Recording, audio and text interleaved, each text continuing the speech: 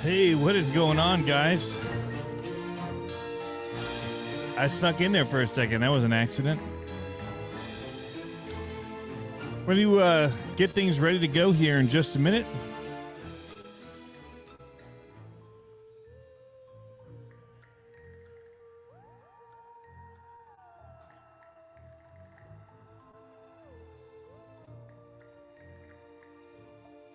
For those of you joining at a later point, we will have the time code for you in the description and maybe in the comments where you can click and go right to where this thing starts. It's going to be an interesting one, guys. This is something that just as I was talking with people about all this stuff happening, I started comparing things and what you get for your money with different things. And I thought, hey, this would be interesting. So let's talk about it. All right, let's get this party started.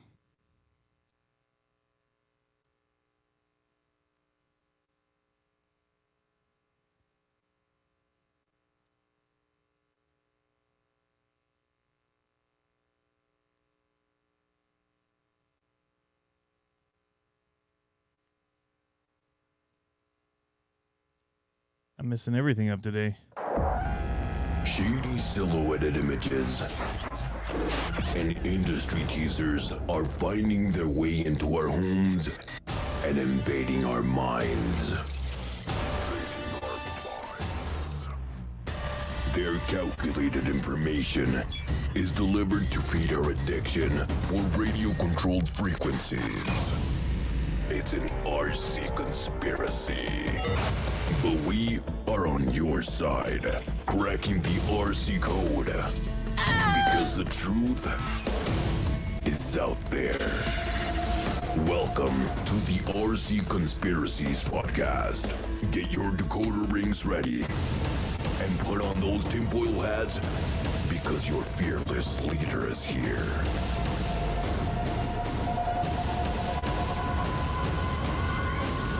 Please welcome your host, the lead RC conspiracist, Tony CC.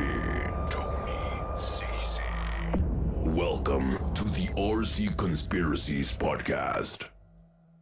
Hey, what is going on, guys? Welcome to another RC Conspiracies podcast.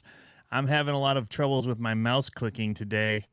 I don't know why, but it's going to be an interesting one. You know, there's been a lot that's been happening since last week when the Losi Lasernut was announced. I happened to get one of them, showed up on my porch. I opened it, and then I got an email saying, do not show this thing until Thursday, which is when I had to hold it and show it.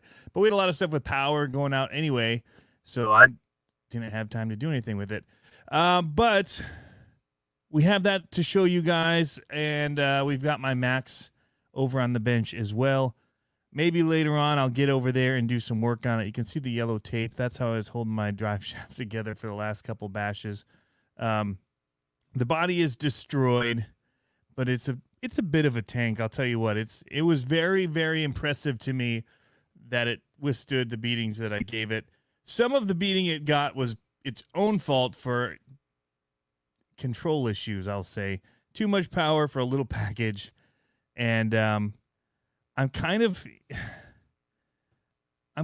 interested in the Hoss. Okay, so I pre-ordered it the day after. You know, when we talked about it, it may have seemed negative, but my real negative thing was the price. I think it overall is interesting. I think the price is a little bit, it's Traxxas pricing, so it's a little bit higher anyway, but it felt a little bit too high for me, but not enough that I didn't do it. So it was pre-ordered with Hobbytown, so we'll have that coming in the mail, and excited about getting that.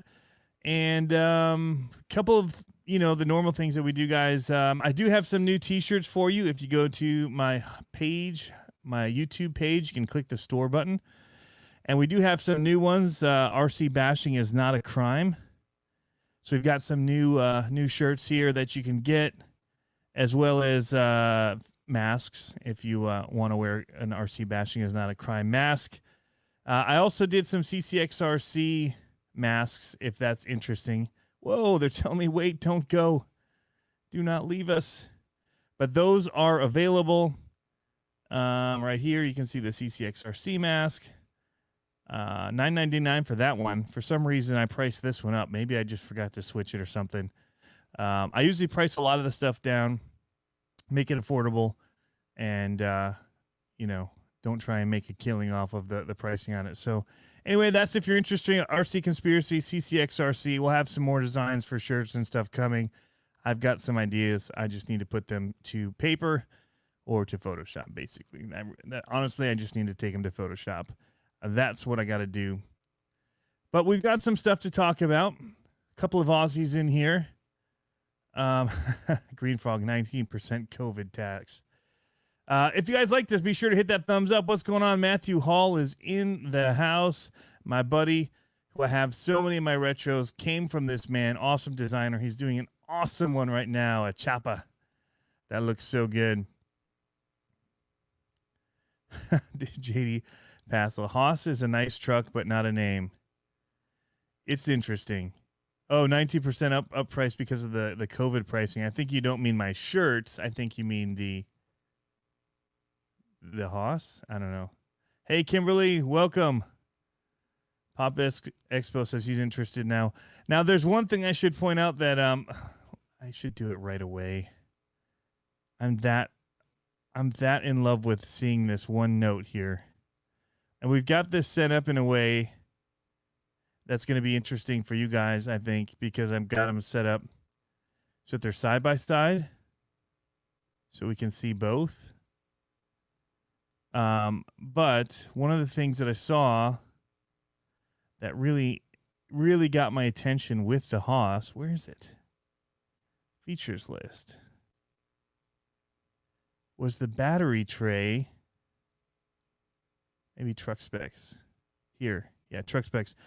Battery compartment, the size of it. And over here it says 35 millimeter with optional battery strap included. Do you guys remember how hard I railed on the battery compartment of the Max? I railed on it pretty hard, and then I went and bought straps to put in it and hold the battery down. So this is cool. I kind of feel like Traxxas is listening a little bit. They don't come out and let you know that they're listening, but maybe they are. Maybe enough of us made us think about the battery tray. I don't know.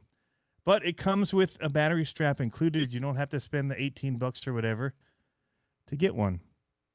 So RC Bashing is Not a Crime merch is available while my batteries charge podcast. I'm going to have a new one going up probably tomorrow afternoon. So if you guys like podcasts, we'll have that. This one will be streaming as a podcast as well. And we'll also be looking at the Typhon 6S BLX tonight because it is also $479 and what you get again at that $479 price point, because that's what we're really talking about. Kimberly says the tray is like from the Rustler 4x4. So interestingly enough, let's just jump into it. We're not going to compare it to other things right now, but the battery compartment is the same as it, and I guess the Rustler came with an optional battery strap, so maybe they weren't listening to the Max. It was already done in a previous one and just not in the Max. Or I just missed it in the Max? Nope. It does not have an included optional battery strap.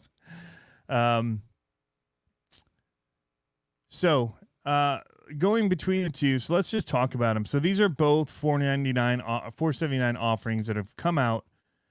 And we've got the Lasernut by Losi, which is based off of a short course chassis platform, the Losi 10 series that they did monster trucks out of. It's kind of like a buggy, short course style, flat chassis platform.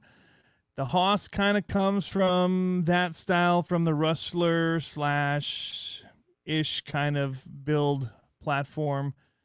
And so I think while people say you're not comparing apples to apples, they're pretty close. Maybe one's like a Granny Smith apple and the other's What's another Apple? Not very good with my Apple names.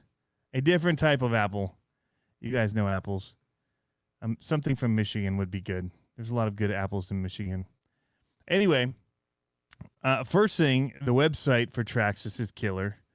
They've done an awesome job showing this off on their website. I'm using the Horizon one because I think it looks better than the Losi page. It's a little easier for me to navigate. So we're just going to look at it on the Horizon page. The Red Delicious. Thank you, Trash Can Nish. Macintosh, Washington Reds. Okay, you guys know all the apples. Sean Mathis says, the new Hoss is garbage, in my opinion. No innovation whatsoever. There's some truth to that.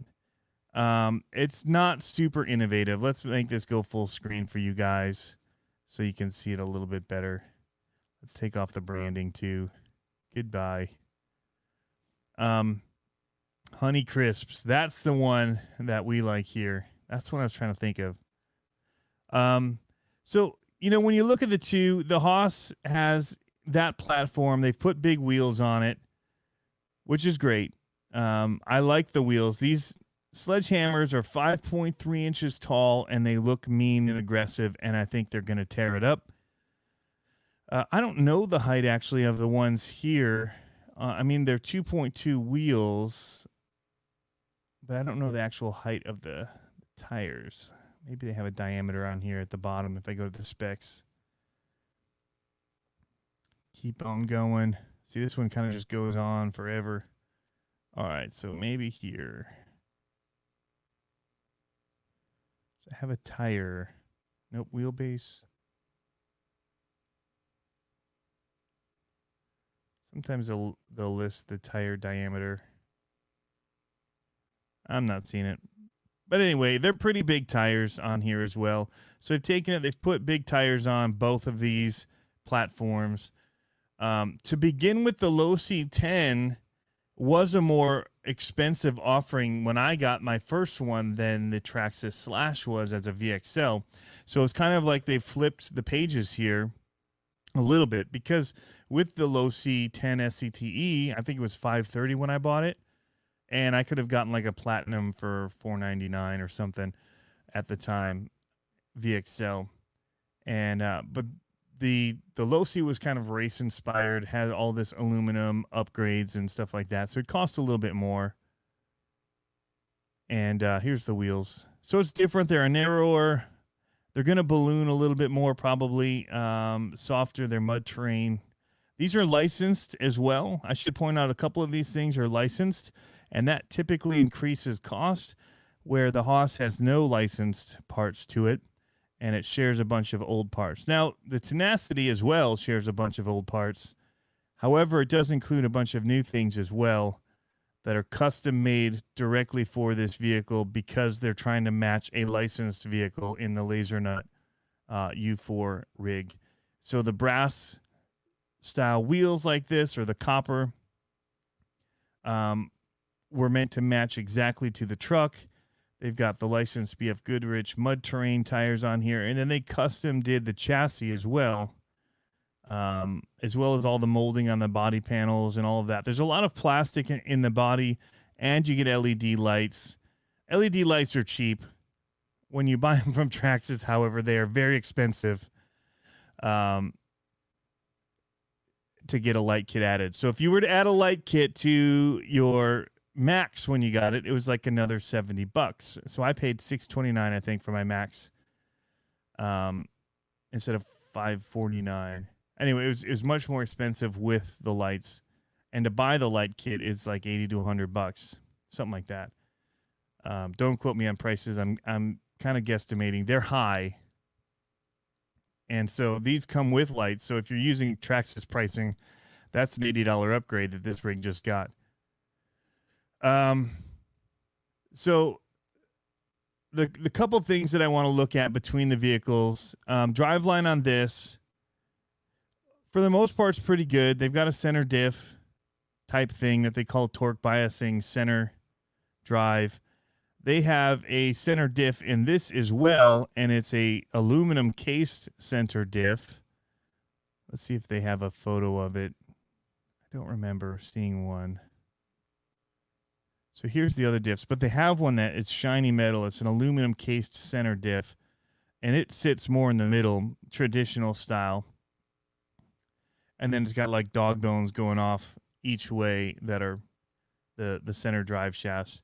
It uses CVDs, however, metal CVDs coming off of here, out drives from your front and rear diffs, CVDs to your wheels, which is nice. So that's an upgrade over this plastic that we see in the Traxxas one here, are their standard plastic. And it's for the Max, I think metal upgrades are $100 to get them.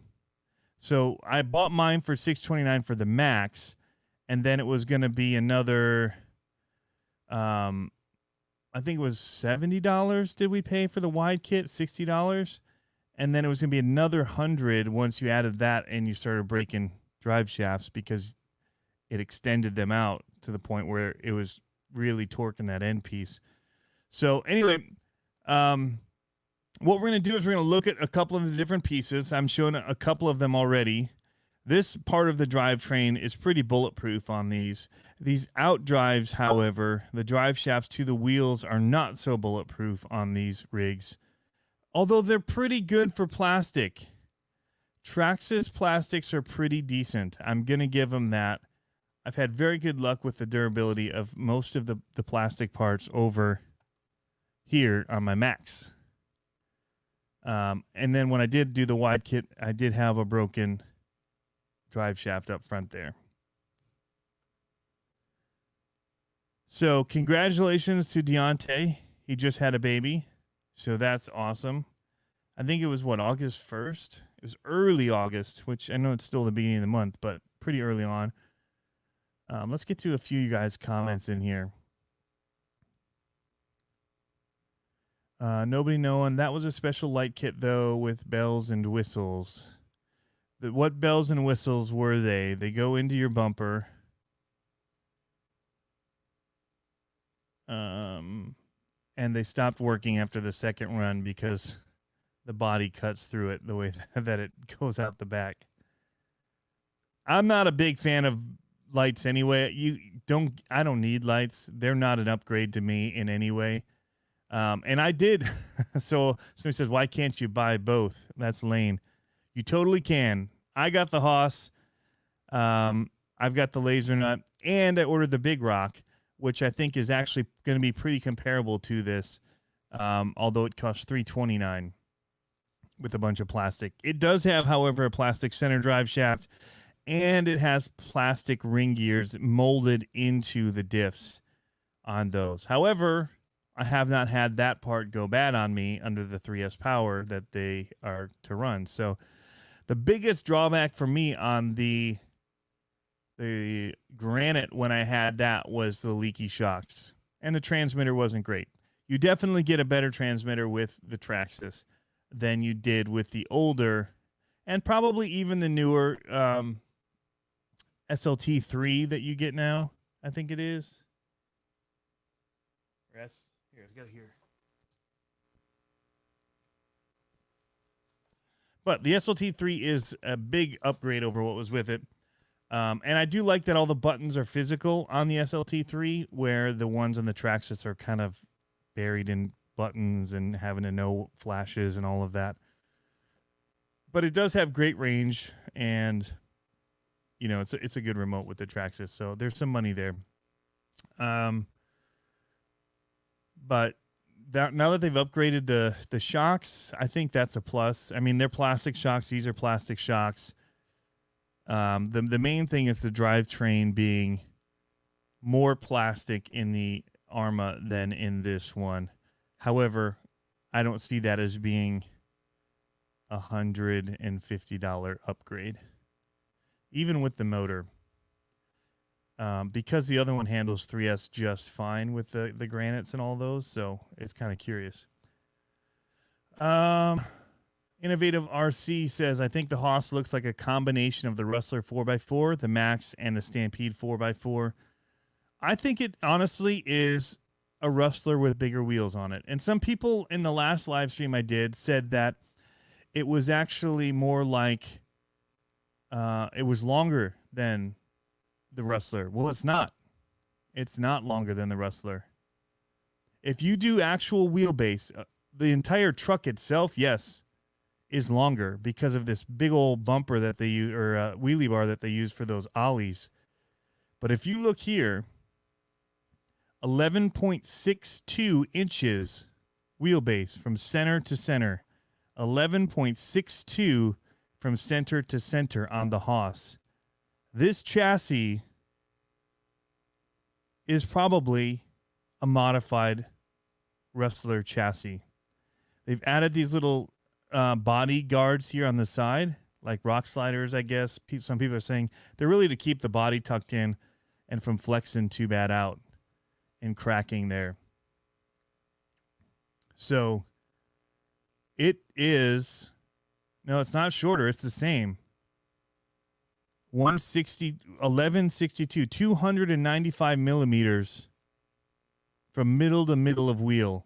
You basically have more ground clearance because these tires are huge.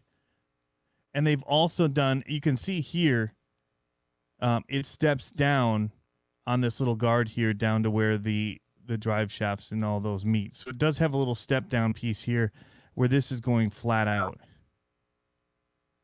But this main tub is the same.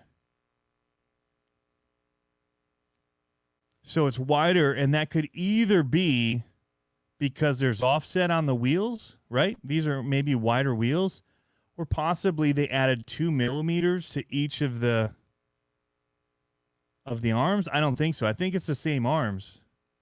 I think that the wheels have a little bit different offset and is giving maybe some of that width. I could be wrong because these do kind of look tucked. So it could be longer arms. And then the offset is actually less because you don't see it. It actually captures, you don't see the rounded part here.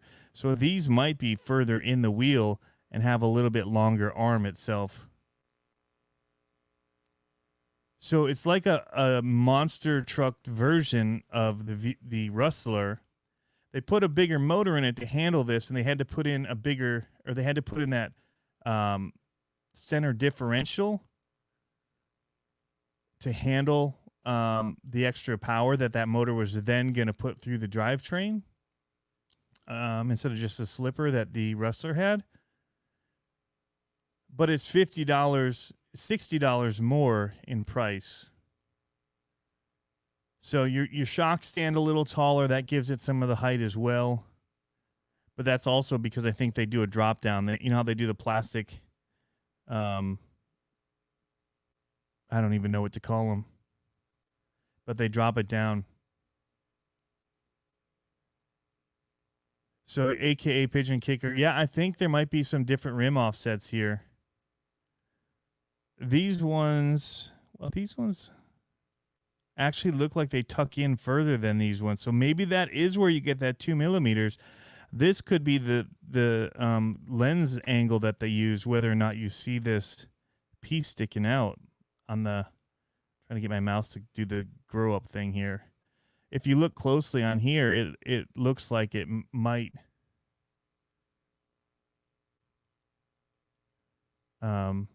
that didn't help it. Just put them down. Recenter it. There we go.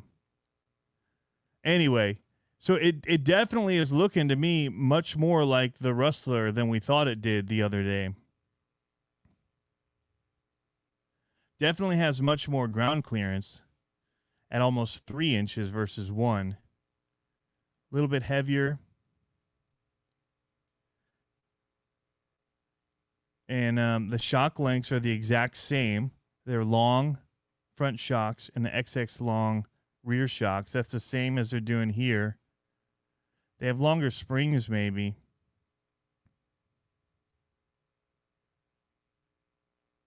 Single speeds, different drive ratio.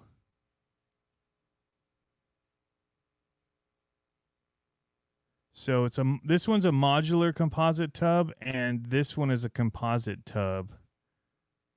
And so I'm thinking the modular part is because of that drop down piece that they do have. instead of going straight to. Anyway, so that's looking at that really quickly. Back to the 479 vehicles. Speaking of the shocks, with the Rustler, you're not getting with the Hoss, you're not getting threaded shocks. You have to have those little plastic retainer clips, and that the more you put in, sets your preload. So they're like preload clips, retainers.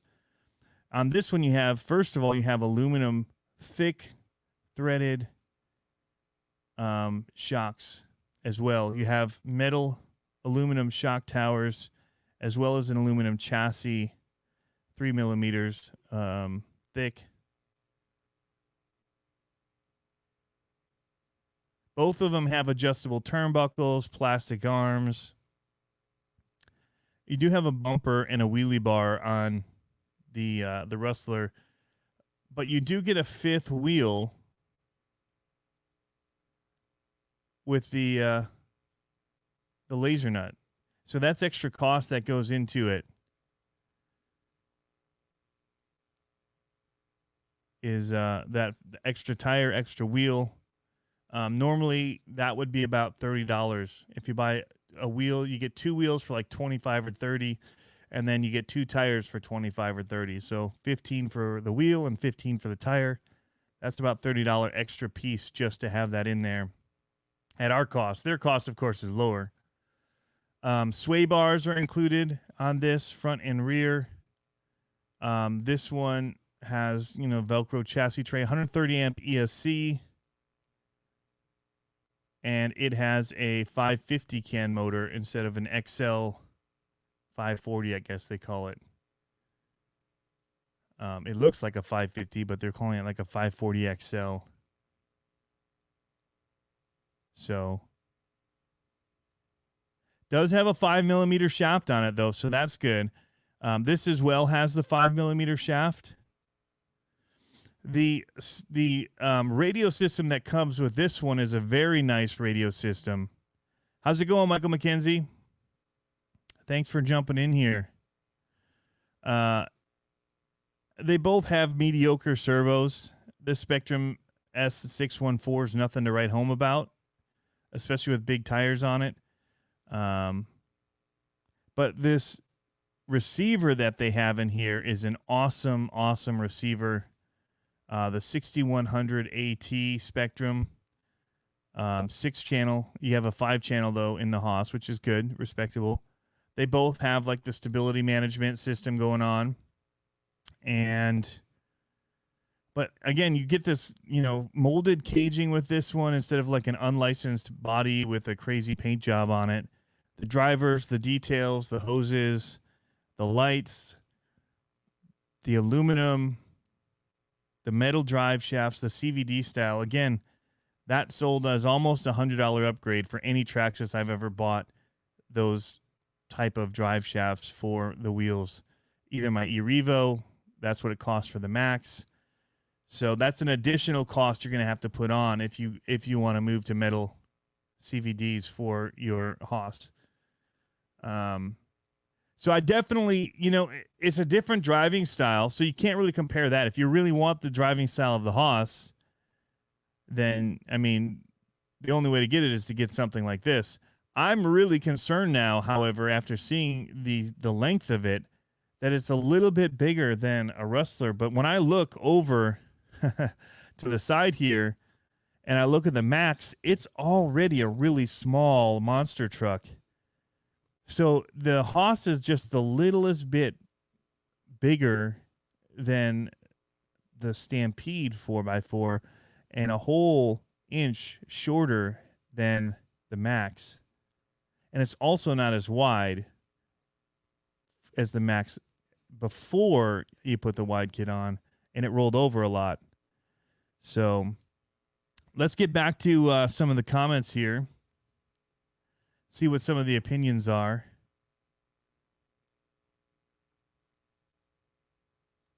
Lane says he doesn't care about telemetry, right? J-Dub Fam says, my first live with you. Glad to be here. Well, welcome. Mike E says, Losi is way better than Traxxas. Well, so here's a couple things. Some people love all the metal. Some people don't love the metal. I happen to like it for shocks. Chassis, you could argue with the X Max and the Creighton, do you want metal or plastic? They've stiffened that metal pieces up. They've had to add stiffeners and braces, and they've made that Creighton 8S more durable. But in the beginning, you'd have been wanting the plastic that flexes and bends back. However, with the Losi 10 line, I've never had any issue bending or doing anything with the chassis on these. Now, this one's a little bit longer, but if you watch the Losi video, they were launching that thing, backflips at that Losi or Laser Town. They were going nuts. But, yeah. Dominic, are sway bars worth buying for RC that doesn't have sway bars? Depends on what it is. I love sway bars for my SMT10s. Depends how much torque twist you get on takeoff and body roll and stuff like that. And it also depends on the amount of sway bar you have. And it's adjustable on the front of the Lasernut for sure. The Kaiju 6S is $400. That's the other thing to talk about is on the last page here. You can also get for $479 this Typhon 6S, which also has huge metal shocks, 17 millimeter hex wheels on it, 6S power. Again, not the greatest servo. That tends to be a ready to run thing. If you really want the power, it's best to go with something really powerful. But here in this case, I did bend this chassis. I did land it off of a huge jump right on a fence right above the post that supports the fence. So there was no flex. And when I landed, I just hit with all that force off my send it ramp.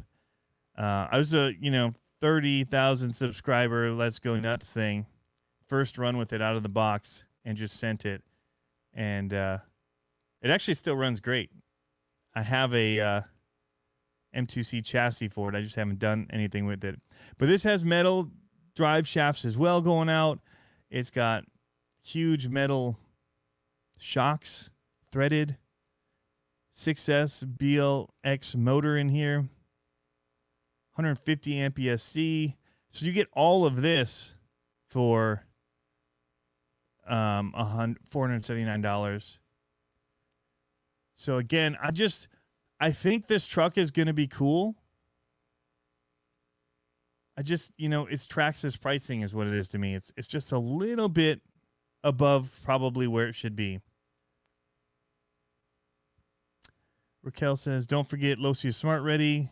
That's true, but so is the Traxxas if you get their TQI. So both of these, you can get a Bluetooth trans module that you put into the controller, and it gives you telemetry from the vehicles if you're doing their smart system. This Losi one here with that receiver, you can have it give you information like how fast you're going, the same way that Traxxas does with theirs. So that's actually an equal thing between the two of them, that they both have that feature in them, which is cool if you like that. Some people don't care. I like it for the battery. So Chris Watts is saying the Kaiju is a much better option, or Typhon 6S, or just spend $50 more and get the ARRMA 6S. And so that's something I have set up here as well to look at as some other things that we can get in the price range. So here, these aren't available anymore, but they were plastic chassis, kind of like what you'd get with the Hoss, but forest capable brace, but they're plastic shocks again, just like with the Hoss, more plastic, but it does have adjustable turnbuckles. So the shock towers kind of look a little bit like it. It doesn't have that cool body capture contraption that they have with the Hoss. I do like that system that Traxxas has invented, and you guys can't see this. I'm not showing you guys any of this. I feel dumb. But I didn't even show you that stuff we were just looking at over here with the 6S. All right. That was a fail on my part. CCxRC says the Losi Lasernut video is awesome. Thank you, man. I don't know what color I ordered. I ordered it from Hobbytown, Virginia, who's here, and he says the new ARRMA 3S vehicles are supposed to arrive in September. That's awesome. So you have the Big Rock coming out. Those are $329. The Granite. There's a lot of them that are $150 less. They go 50 miles an hour out of the box. That's one other thing to mention about the Hoss is it says 60 plus miles an hour, but that's with the optional gearing. And so they've got this big XL motor here, but it's going less than that. I heard from somebody it goes more like 40 plus. Or maybe it's going. So here's the Hoss, depending on the gearing that it has. Stock gearing is listed here. Optional gearing is the double. So stock gearing is set here at 40 plus miles per hour. And that's if you're running a 3S LiPo. If you're running a 2S LiPo, it's going to go 30 plus miles per hour. If you adjust your pinion from a 14 tooth up to an 18 tooth, you're going to go 50 miles an hour, or 23 tooth is 60 miles per hour. But out of the box, it actually goes slower than the 3S lineup from ARRMA, which I hit like 48, I think, with mine. Other people were hitting 52 with theirs on their Granite. So I don't know if my speedometer was a little off. Maybe I didn't hold it long enough at the top end to get the final reading. So that's something else to just kind of take in. You know, when we're reading this stuff, it's like 60 miles an hour when you look up here at the top. But that's like with their street run pinion on it, and you probably don't want to do that off-road. But yeah, Hobbytown, Virginia says 3S are set to arrive in September. And I have, like I said, on order with them. I don't know what color I have. I don't really care for either body, so it doesn't really matter to me. I probably would like the orange. The one thing I do love that they're doing with this is that wheelie bar setup to do the ollie is sick. I really, really, really like that. It's just super cool.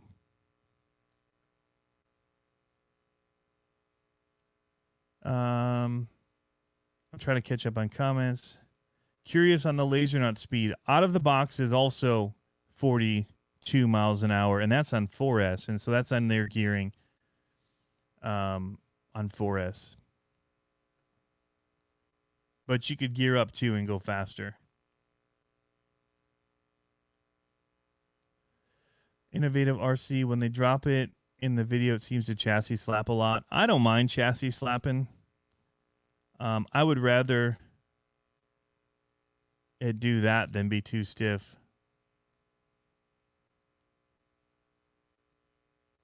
Especially when you're launching it that high, you get so much rebound if it's too stiff. Ace Box, do you think they're going to lower the price of other Traxxas RC? I don't. If anything, they might increase something like the Max price. Because when you look at the Max compared to this, and you look at a couple of the things that are available for the Max, one, the way that the chassis is designed is pretty awesome in the Max all around. Really a big fan of this chassis design. Easy to work on. Trying to find this chassis. So it's really rigid up here with this molded shock towers that come down here and meet with the tub chassis. Really cool design there. Really like it.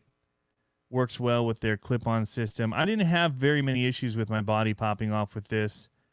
I think the fan probably looks better on the 3S version. But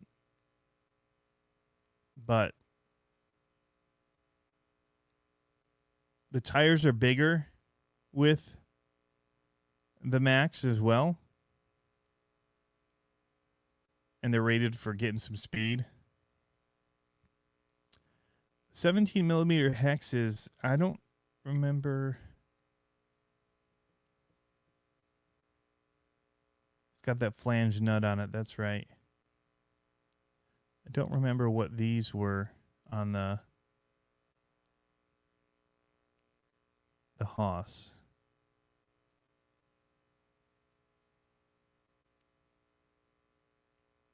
But I do like the layout of this chassis. The laydown, you get a better, that's the other thing you get better with this. You get a bigger, better servo. So you get a better servo. You get big metal aluminum shocks that are threaded. You get a 4S ESC. You get the same motor in both of them. You get what is, in my opinion, a better chassis with the Max. You get a little less tunability because you don't have adjustable turnbuckles, but I never mess with those anyway. And it's only $70 more to get the Max. What I'm hoping, though, is that what it lacks in some of the durable stuff and the bigger, better stuff in the Max is I'm hoping that it gets better control, because I think the Max is a little bit out of control. I think it was better on 3S, and it still rolled unless you got the wide kit for it. The videos they show of the Hoss looks pretty controlled to me. Even I know Kevin Talbot loves the Max. Like I'm ready to take mine and fix it up and I think sell it at this point. But he likes it. But when I watch his videos, it's just squirrely. Like, it doesn't seem controlled when you drive it.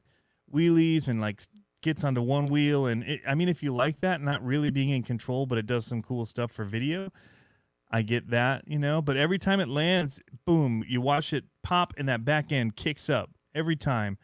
If it hits too hard, it flips and rolls. And like, you land it technically on four wheels, but then it flips. And I have to use that writing feature all the time with it.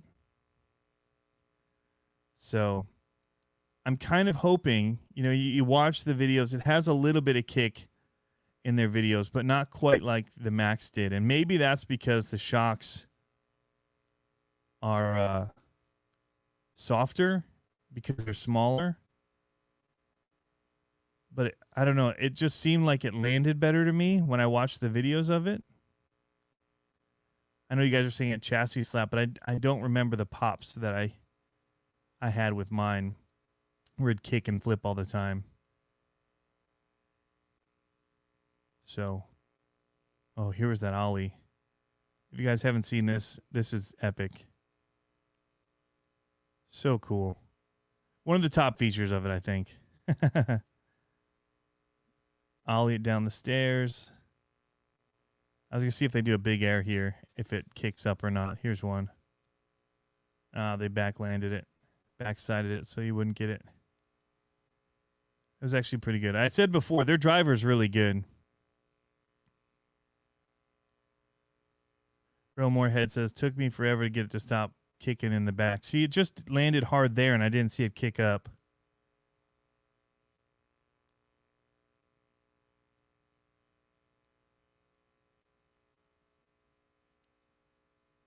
There, it rolled over. All right, here, let's see if it kicks on this. Not too bad. Anyway, again, I have high hopes that it performs. I mean, I liked the Max a lot when I first got it, and then I realized that I wasn't driving it, that it was driving itself, and I was just adding power and kind of pointing it in a direction. And then it became less fun for me once I realized that. So I think that was my biggest problem with it.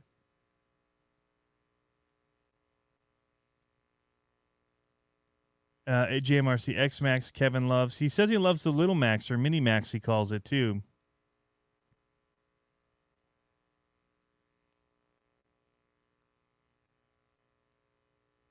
Mark G says you spend $70 to get the upgrades to make the Hoss durable. Yeah. Again, I think that the because the Max runs that really big servo too, that's been pretty durable for me in it. The steering's been pretty awesome with the Max. I wonder how that smaller servo is going to do in the Hoss.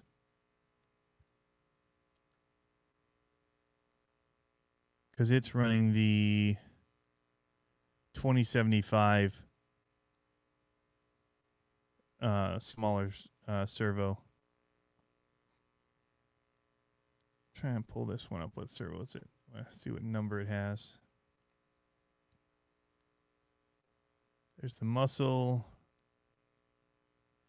Here's my my fan for mine. It does not have any fan blades on it. In fact, the top of the fan part is just floating in there.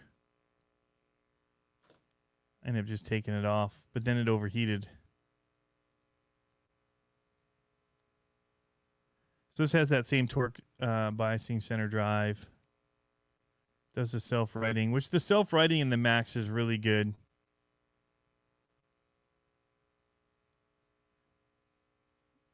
Trying to see what else there is. High output. I just want to see what the, I guess we'll go down to the details here. There it is. It's the 2090.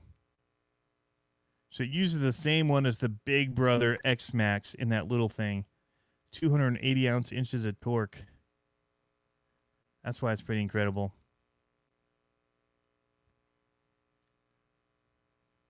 So, innovative RC. So would you recommend the Max or the new Hoss? I don't know. I have, like I said, I reached out to Hobbytown and asked them to put me on the list for a pre-order. And so I'm on that. I love to test stuff, you guys. So we're going to get one and we're going to test it and see how it does. And go from there. I should pull up on some of that stuff on the bigger pages here. Go to your comments real quick here.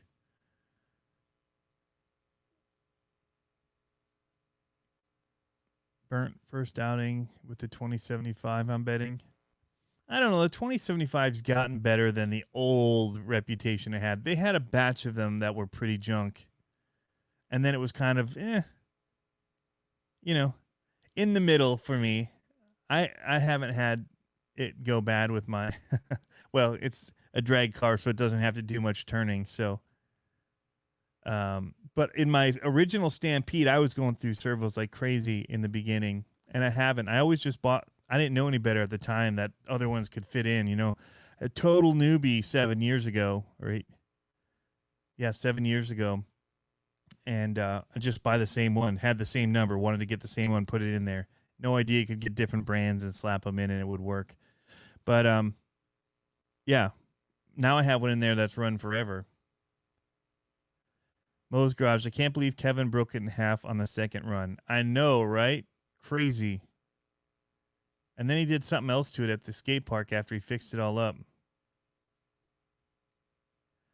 Raquel, the other thing that the Max has is a fan on the motor that the Hoss doesn't. So that's another. If you were to take away money for the things that you removed from the Max when you built the Hoss, it would be way more than $70 difference. We should pull this out. So here's my fan. There are no blades in there that I can see, but there is like it's floating freely in there. You can see it's not lined up in the front. This thing is so toasted. And I only ran this thing in my backyard, which doesn't have that much dirt. It's mainly grass. I took it to Ipswich once, and that was the best experience I had with it, honestly, because it was dirt. It was a much better experience. And so I will say that if you drive on loose dirt, you will have a much better experience with these rigs because it doesn't roll over as much. Oh, man, this thing is toasted. It just completely fell apart. And here's the front piece that should have all the fan blades on it. It's just, they're all broken off.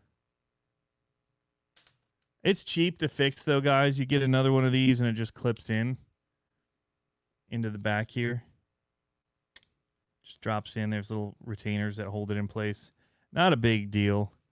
Kind of annoying how quickly they chopped up. I mean, first run I had broken ones, and then they just kept breaking more and more.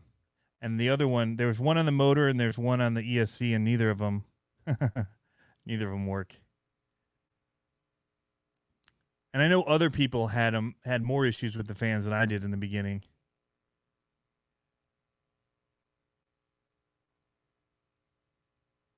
Brandon, I think you're right that when you hit hard, it probably flexes and clips and breaks that way. Yeah, JMRC says the skate park broke his fans. So, yeah, it's got to have something to do with that impact. And I was launching mine because I was talking about how it was like, I literally said it was the most durable RC of 2019.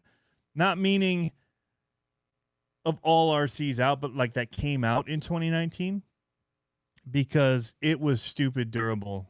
I mean, and it looked more durable just because it crashed so hard so many times. But it took a beating. Now, there were some hidden things that I didn't know were wrong, and I've got over there on the bench. I have a new chassis because it is cracked right by the battery tray from the battery slamming around. And then it's also the diff housing is all the part that holds all of that back end together is broken as well. And so when I put something else on the arm, it was loose back there because it had broken free. The upper, I think, in the front. But JMRC's, I ordered from him, and he sent me some stuff, and we got it not fixed up, but we got it here on the bench to fix up.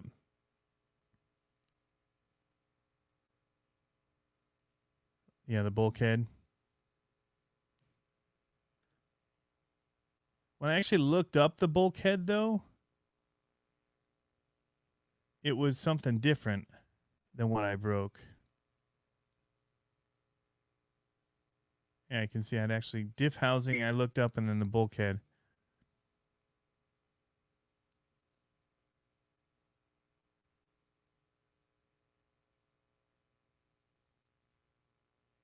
Yeah, that's what I broke, is a bulkhead. Yeah, that's it. Not the max diff housing. Yeah, that's not what it was. It was definitely... And that's the X-Max one. But yeah, what's the bulkhead? But guys, for $479, I mean, you're getting still some higher end stuff. Do I think that the Traxxas Hoss should be at $329 to match the ARRMAs? I don't. I honestly don't. I think that it has upgraded parts to it. I think that the design of the chassis, the plastics that they use, the wheels that they use, the metal drive shaft, drivetrain in there. They've got that bigger motor. So I think that it should be priced higher. But I think $479 is a bit of a stretch because it's so close to the Rustler. You know, they made a few changes to it, it looks like. But it would be better, in my opinion, sitting around that $429 mark of the Rustler instead of $479. And I think it would even make the Max seem like more of a vehicle, like as an upgrade for people, if the pricing was separated a little bit more. Yet, however, I see the $479 in the Lasernut because of the metal CVDs, because of the aluminum chassis, aluminum shock towers, LED lighting, the cage. That's not cheap to do those molded cages like that all around. The extra wheel. I mean, I know it's for looks. Some people like it. But I honestly see the money there. And it's $479 over their $429 DB Pro, which is, I think, about right. But when I look at this over, and it's also the 550 motor, so it's a bigger motor than the DB Pro. So all they really did for this is a bigger motor, and they kind of did that, offset off the chassis, multi-piece in order to make it sit a little taller. And that's pretty much it. But different body, but they're still doing the one clip thing. It doesn't feel like it should be more than the Wrestler. It feels like it should be like the ARRMA lineup is, where you have multiple different ones that are the same price. So it feels like Rustler Monster is the Hoss. Like you have the Sentin 4x4, and you have these other things, and the prices are the same, from the Sentin to the Typhon to the Granite to the Big Rock now in the BLX. So it just feels like it should be closer. At one point, the Big Rock was a little bit more, so maybe it would be in the 439, 449 range. But the 479 just seems stretchy to me.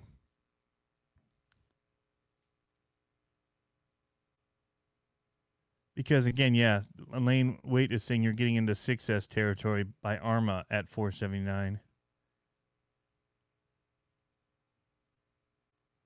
But do I think it'll be an all right car? I think it's going to be pretty decent. I know the Losi is decent. I've driven that already, and so I do know that is an awesome rig, and I love the styling of it. I didn't think I would with the copper wheels and all that, but as I see it shining over there on the bench right now, I'm digging it. I'm really liking it. And I wasn't really into gold stuff for a while, but when we redid the kitchen, my wife wanted the gold poles and all that, which I thought was weird because we always did like silver or nickel or whatever. But I do like that the gold now that we have it down there. And so the copper is growing on me. But when I look at the build quality between that and even the Max next to it, I feel like it's less toy-like feeling to me. The plastics just look better on the Losi than they do to me on the Max. But they've also, on the body, they've put a whole bunch of molded plastic pieces that have been screwed in, and a whole lot more work went into even doing a lot of that stuff around it, which is pretty impressive. Now, the Max and the Hoss do have that whole clip system, which does have some cage-like qualities to it, but then so did the Rustler 4x4, and it was $429. So that's, I think, my main sticking point with it. It wasn't enough of a sticking point for me not to order it. So I did order it. I'm excited to try it out, and we'll see. I mean, if it drives better than anything else at the 479 range and it's plastic and it doesn't have the upgrades, then I see it being worth it, right? I didn't see that with the Max for the upgrades that they did. I felt like they overpowered it because they were chasing numbers and people wanting numbers, like going faster and jumping bigger and all of that. But I think that they did it at the loss of controllability, and which was fun for the first 5 runs, and then I just got tired of it. Like I just drove the 4S Creighton instead, which is cheaper. So the Lasernut is super controlled, fun handling, different. The tires are probably almost 5 inches too, just like the Max has, and the Max has bigger tires than the Hoss by a little bit. So it's probably, the Lasernut has probably close to the Hoss size wheels on it. It doesn't have the ride height, but yeah, it doesn't really need upgrades out of the box, like William is saying William Coolidge. But we don't know yet either if you need it. I don't necessarily upgrade plastic parts unless they break all the time. And then if it's easy to fix, I still don't change it, because the second you start changing things, you start chasing upgrades. So now this, at the same vein, in the same price ranges. So if we go and start looking at some of these things, I had pulled up here RC Cars and Treks. So here we are on the Horizon site. So from $400 to $500 range is what I put in here to look at some cars. And don't worry, I do have the Traxxas ones, so we can look at theirs in the same. In fact, I had it first. I'm jumping out of order. So if we were to look at prices of cars in the $400 to $500 range, we can see what we get and the value, if it's there or we think it's there. So starting at $420, the Rustler. I don't know anybody that owns it.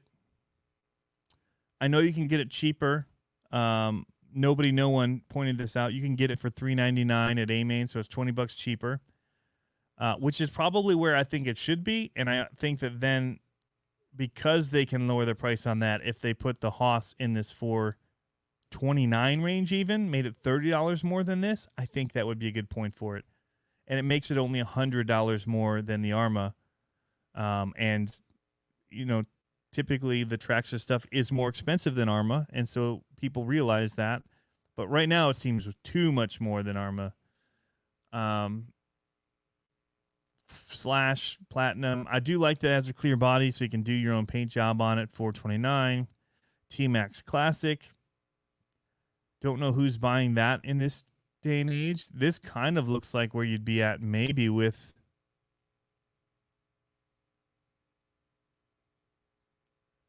Yeah, I mean, this is a motor, though. It's got an engine in it. There's still some people I do know that get that. The E-Max, however, would be more of a question mark with everything else. And I don't even know if it's on here still. The Jado 3.3. So these are their nitros. This is kind of classic lineup. These, I definitely think, are worth the $469 that they cost. These are amazing rigs. TRX4s. I happen to like these ones that come fully kitted out with the locking diffs and all that. I don't think it's a gimmick. I like it. Some people don't feel the need. It's just more to brake. I never had those brake. I like the 2-speed because I like to go fast with it, and it can take a beating going fast. The portals, they came out with the portals when nobody else was really doing it. Not big like they did in Ready to Run. So I think these, I mean, they've got these wheel wells, they've got licensed bodies. All of the work and stuff that they have going into this seems way more than is in the Hoss. Now, granted, this is a brushed motor, but it has 3 servos in it. So there's that. It does have aluminum shocks, threaded shocks. It has portal axles, solid axles, which are metal. Yeah. I see the value here all day long.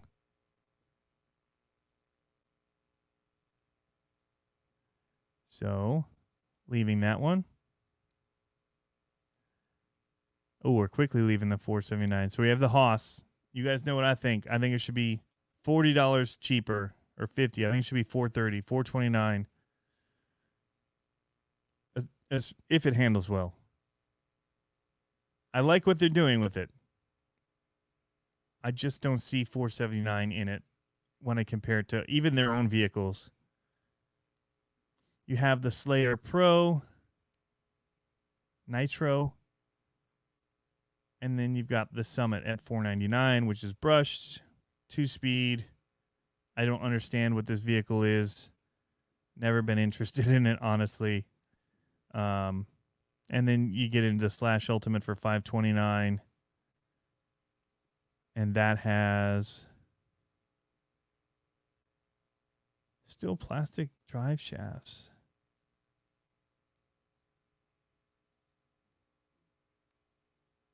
Interesting. Metal center. Oh, you have aluminum here on these pieces. Okay. So you have some aluminum upgrade parts in it. That's what increases that price. Because you can get a Sentin 3S for $329. The VXL slash 4x4 is $399. So it's $70 more.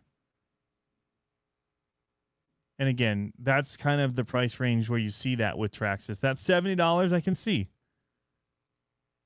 The difference there between that and maybe a Sentin. $150, stretch. But I don't work for Traxxas. I don't know what the cost is for making them. But I feel like it's priced weird. All right, let's see what we got here. What you guys are saying. The Ultimate is $500 some places. It's still expensive. 11 Charlie says, for the price of the Hoss, I'd rather get a Max. You get a whole lot more with it. I'd still run it on 3S. But that's me. Lane says he got the Revo, but the T-Max chassis is better built.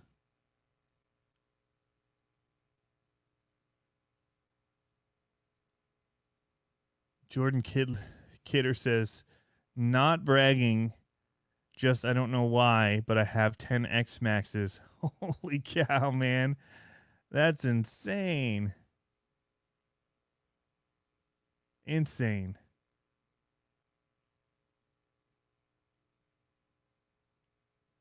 All right, so let's see. Mark Jernak says, I paid $427 for his Wrestler 4x4 VXL. Should have went ARRMA, but I was new and worried about parts. Do your research. I think you can get parts for either of them.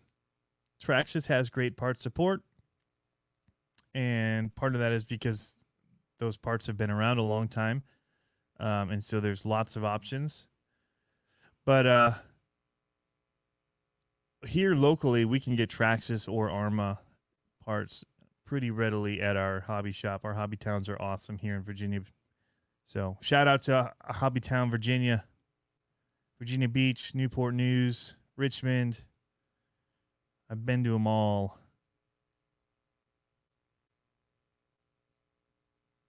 Lane Waite says Traxxas marketing is what brings in new RC hobbyists. I'm an example. Lane, where did you see their marketing? Was it at like a race somewhere, like drag racing? I know they have some of their own cars, or they have like a short course truck. Things like that. What marketing was it that got your attention? They have awesome videos for sure. I think a lot of the ARRMA videos are coming out with are pretty awesome too. And the ARRMA site is pretty good. The Losi site could use some work for sure.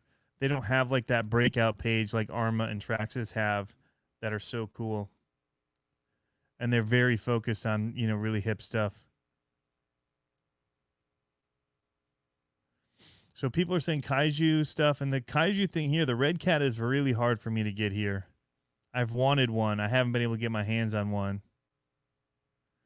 So RC Voodoo, I would agree with that. I think the RC community brings in the new people. I think that it goes beyond marketing now because you have YouTube, and it really does go into the RC community. And we're trying to be that. And I try and be as fair as possible, guys. I said in my last one, and I even forgot some of the Traxxas stuff that I do own. So I have the Fortec over here, which is a really cool car. And this one is Jeff Gordoned out. I have a Slash that's been converted to a J Concepts monster truck, which is awesome. I have a Slash. It was the Fox body, I think. But it's been MIP'd out and RPM'd, and it's really awesome. I have 3 Stampede 2-wheel drives, Son of a Digger, Gravedigger, and Gravedigger 30th Anniversary Edition. I had a TRX4. I gave that away to somebody who happened to have their RC get swept away by the ocean, and he was nearby here, and I said, when you're driving back, just come pick mine up, man. You can have it. Because I hadn't been crawling in a while, and I knew that one was something you could hand to somebody and it would work. Really awesome. I had the Defender. I have a Bigfoot Stampede. I have the Max. I just ordered the Hoss. And I'm sure I'm forgetting one again. Oh, I have the drag car. So, I try to be fair, and I still stand by the Max being one of the toughest vehicles of 2019. It's not the most drivable, but it's toughest. And I loved the 6S X Max to death. And recently sold it this year with the plans of potentially getting an 8S1. But I keep seeing people having so many issues with the 8S1s that I'm kind of holding back. Because everyone's like, oh yeah, when you buy it, just go ahead and buy a Hobby Wing or Castle motor and ESC. And I'm like, well, that's bad news right there. So I didn't have any issues. I ran stock electronics in the original X Max and never had to open any of that up and get into it. Just always worked. And we beat it pretty good. We jumped it high enough to break the wheels, cracked them. A-arms, broke a shock shaft. And we had to do one ring gear in the front diff when a kid hit my house at full speed running it. But I would just hand the controller to anybody. I trusted it enough. Just like, boom, here you go, dude. Not much you can do to it I can't fix easily. Axial says, Max is a nice rig, but you have to upgrade to the wide Max. Yeah, I kind of wish that they would stop selling it like they're selling it. I wish that it only came with the wide kit installed on it now. And how quickly that wide kit came out, they knew it was going to need it, because to get that ramped up and out the door and in, I think they knew they had something wrong on their hands when they made it. And they just said, all right, well, what do we need to do to fix it for people? And they said wide kit. But I don't know why it has not been converted to selling it, all previous models coming with that installed. Because you shouldn't have to pay that extra $70 or whatever it is for a wide kit if they don't charge you for the original ones. And the car's already priced at a point where it should have the wide on anyway. But yeah. That almost maddens me, honestly, because it's so terrible with the narrow arms on it. And they knew it was terrible, so they offered wider arms, which they don't sell wider arms for, hey, your Stampede needs wider arms. No, just the Max. The X Max? No. Nope, just the Max. They knew it was a problem. So the more I think about it, the more it angers me that it has not been switched over to come with the wide arms on it. And then widened, longer drive shaft pieces on each part so that you're not only on that middle thread of it where it'll make it break. You have more of that spline working in your advantage. Get on that, Traxxas. You got the COVID stop. Switch it up. Make it right.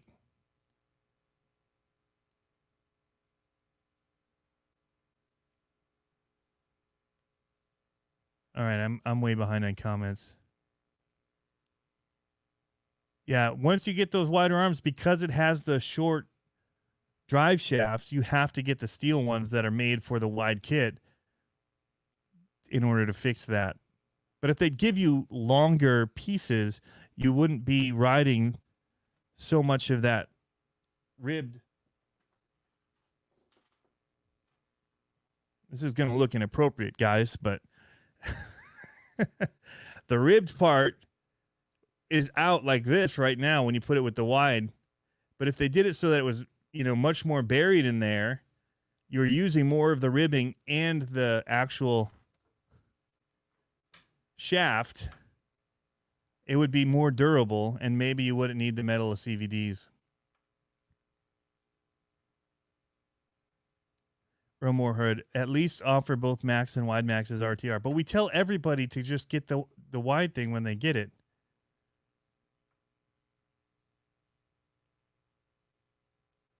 The ribbed part, yeah.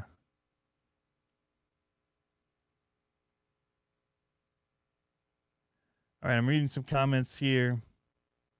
And that's how they have made the Baby Max. And the Hoss has come out. X-Max and Stampede had a little too much to drink one night. Or the wrestler. Next thing you know, Hoss.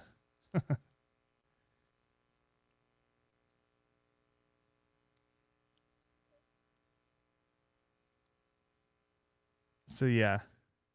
I don't know. I think I like where they're going with it.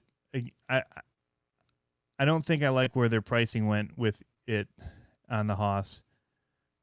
And if you're going to do that as the narrow version now, just upgrade the Max. Make it worth $550, especially if you're going to be at $479 with the other one. Actually, if you added the wide arms to it, then you'd have to lower the price of the Hoss because it has even more upgrades over the Hoss. But yeah, I think that in this range, I think that the Defenders are priced really well for the Bronco and the Defender.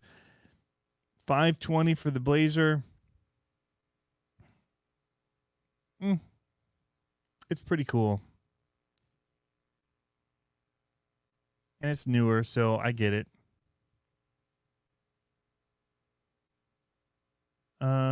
The sports and all that are priced well. Here, this one's really crazy. The TRX4, the G500, $400. But the Sport at $360, that's a great deal. So that's getting lower in prices. Vortex $375. All right, so let's look at some of the other ones I had pulled up here. So $499, $500 to $400. Oh wait, where did they price the 6x6? $629. Okay. So $479 I think is decent. $429 I think is right. For the Tenacity DB Pro, which is an amazing, amazing vehicle. It was my favorite overall 10th scale vehicle of 2019. I have the Fox body one. I really would like to try one of these, especially because the price is so good on it at $450 for a ready to run 6x6. So these are $429. This is for the Pro version. So that's, you know, a little bit more than the Slash, which was $399, and cheaper than the Slash Ultimate. However, this does have metal drive shafts, threaded aluminum shock bodies, aluminum chassis, aluminum uprights here. It has quite a bit going on for that $20, and an LED light bar over this one at $300, which still is running plastic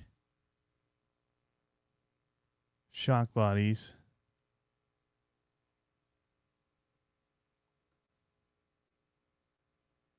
See a gallery here.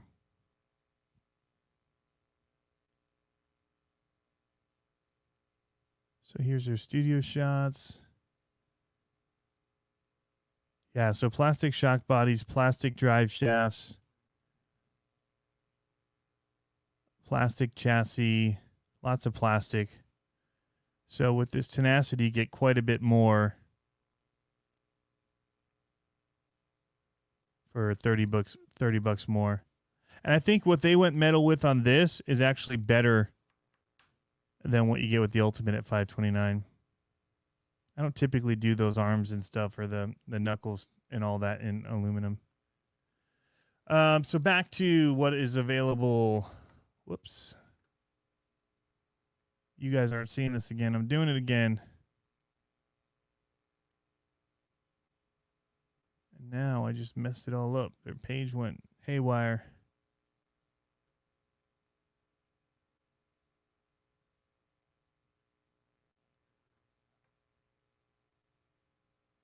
Cars and trucks.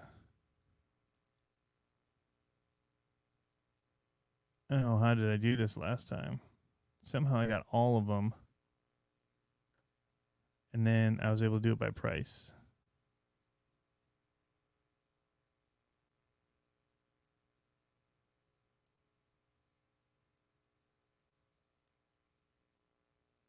Shop, cars and trucks, and I think I did by type. There we go. So you have the Lasernut, the Tenacity. What I was showing here was has the metal drive shafts and all that. It does have plastic C-hubs and all that, but I think at $429, I think the upgrades where they chose to do the metal in these vehicles with the shock bodies and all that, the chassis makes more sense to me. All right. So anyway, going back, so that's, oh, it's not, I'm going to have to do like the link version.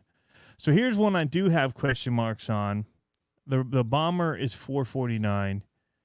And so it's brushed 35 turn motor. It does have cool shocks. But compared to the Lasernut at $479, which has still a cage, smart technology, 130 amp ESC, really cool scale details, LEDs. It doesn't have solid axles, but I don't know. There must be more cost involved in making this one, because the $429 that I get for like the DB Pro with the aluminum chassis and all that just seems a little bit easier, you know, with all the diffs and everything, the bigger diffs. And they're way easier to work on. And they have the really nice transmitter, or the really nice AVC receiver, 6100 6 channel even, and that's like a $70 or $80 receiver with them. So it just feels like there's a lot more value in the 10 lineup than in the Bomber. So see, I'm being fair. I'm trying to be fair here.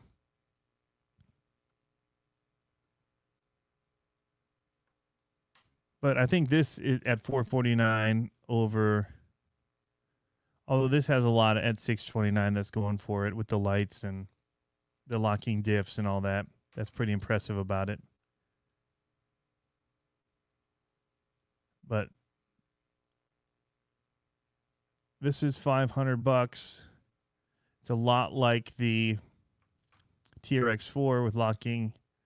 This has dig and it has second speed. It doesn't have locking diffs. It's really cool. Probably one of the best handling rigs I've ever had. And part of that is because I bought the kit and I chose to do the axe system in it, and it's just unreal.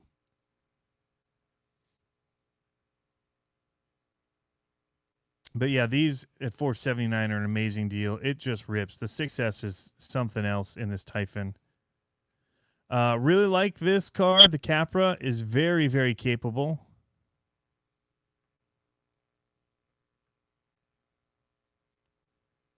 I haven't done this, but it's not a ready to run, so we won't really discuss that. See, this gets into some other ones. Like these are really detailed at $499. I think there's the value there with the hard bodies. Not so much with this one. I'm not a fan of this one, but I am going to be getting a TF2, guys. So some of you guys know I've been talking about that. That's going to be happening. We're working on a deal right now on a slider. But yeah, this Capra is really awesome. It's probably the best handling one that I've had, but it doesn't really feel like a crawler, like scale-wise. It feels more like a competition crawler, so I don't really count it. These are a lot of bang for the buck, the element stuff. Love this. Again, I think that there's the value in the way that these are built, and the scale factor of them is there for the RC four-wheel drive trail finders and Galant to all of that in that range. So that's in the 400, 500 range. Now, what's crazy though is when you drop down to the 300 to 400, what you get here is like this. This is what I ordered, and this is really what I think is more comparable to. Not quite. I definitely think that the Hoss should cost more because of this plastic drive shaft, and then because it has the plastic differentials here. It's right there. It's a single case. So this ring gear doesn't come off. So you basically buy a whole new case if you strip out the gears on that.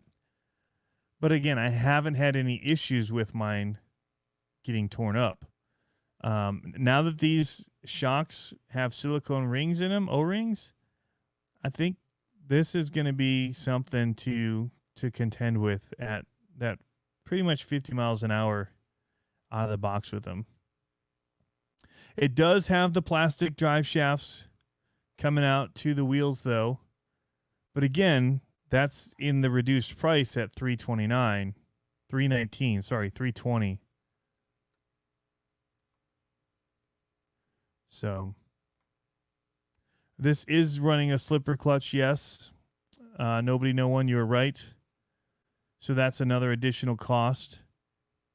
But a metal diff ring and a metal center drive shaft and a slipper or a center diff or whatever the torque biased, I don't think is $150, $160 worth of upgrades.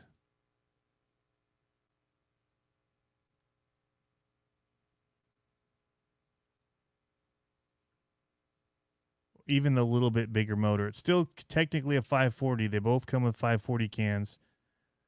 But theirs is an XL, I guess. So this has a fan on your motor and a heatsink and a fan on your ESC. Wheelie bar, bumpers, multi-part chassis as well, where you've got the tub and then you've got the multiple parts here that go together. Nothing to write home about here or here with the controller, so that's savings.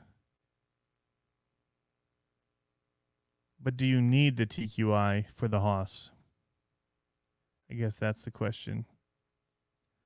And these, I don't feel like you need the steering assist either. I didn't ever feel like that, where with the Max, it's like, yep, let's turn that on. We're going to need some help controlling this guy. Also, this is innovative, too, with this clip system for their pinion gears. Really like that a lot. A lot easier to get into, you know, as a new person, swallowing a pill of $320.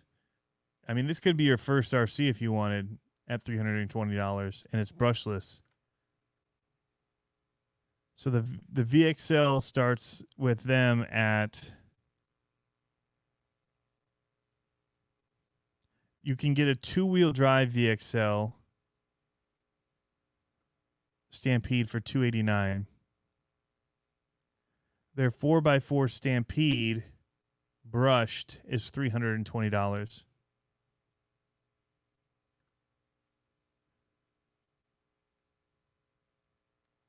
What's going on, Master?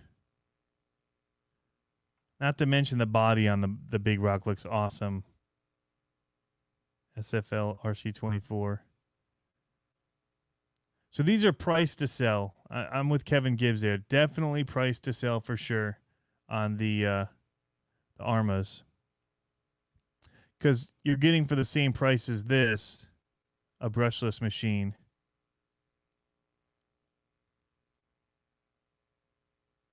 These are out of stock. So these are a 12-turn 550 brushed XL5 running off of a basically the same kind of tub design.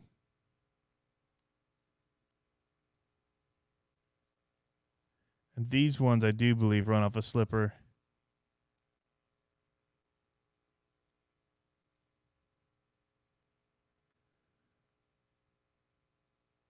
But I would any day choose the brushless Big Rock or Granite over that Stampede 4x4. Now, if you do get the brushless, so you can get a Slash VXL for $320, but it's 2-wheel drive. The ARRMA the ARRMA Sentin. Man, why is this thing not happy?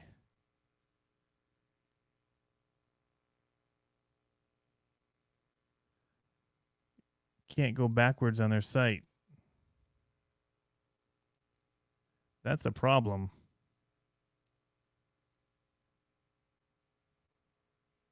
is problematic. Anybody from Horizon is watching. Do people know why I can't go back without it doing that weird error? But you can get the Sentin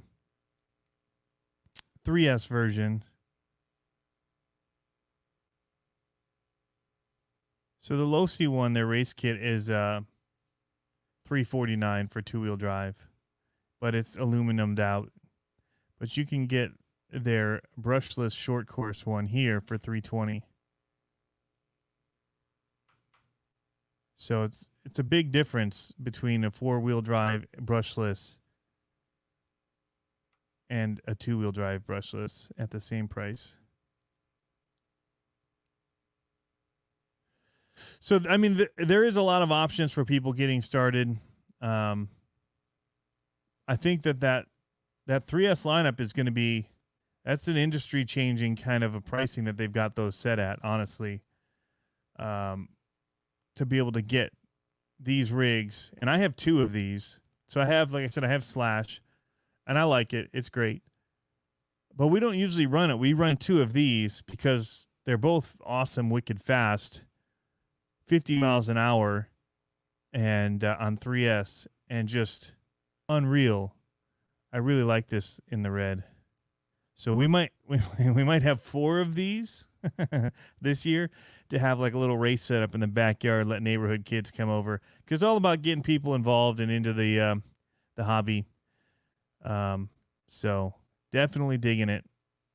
Definitely digging these. These are some awesome ones. A lot of people have them up at our racetrack locally. Now it went back.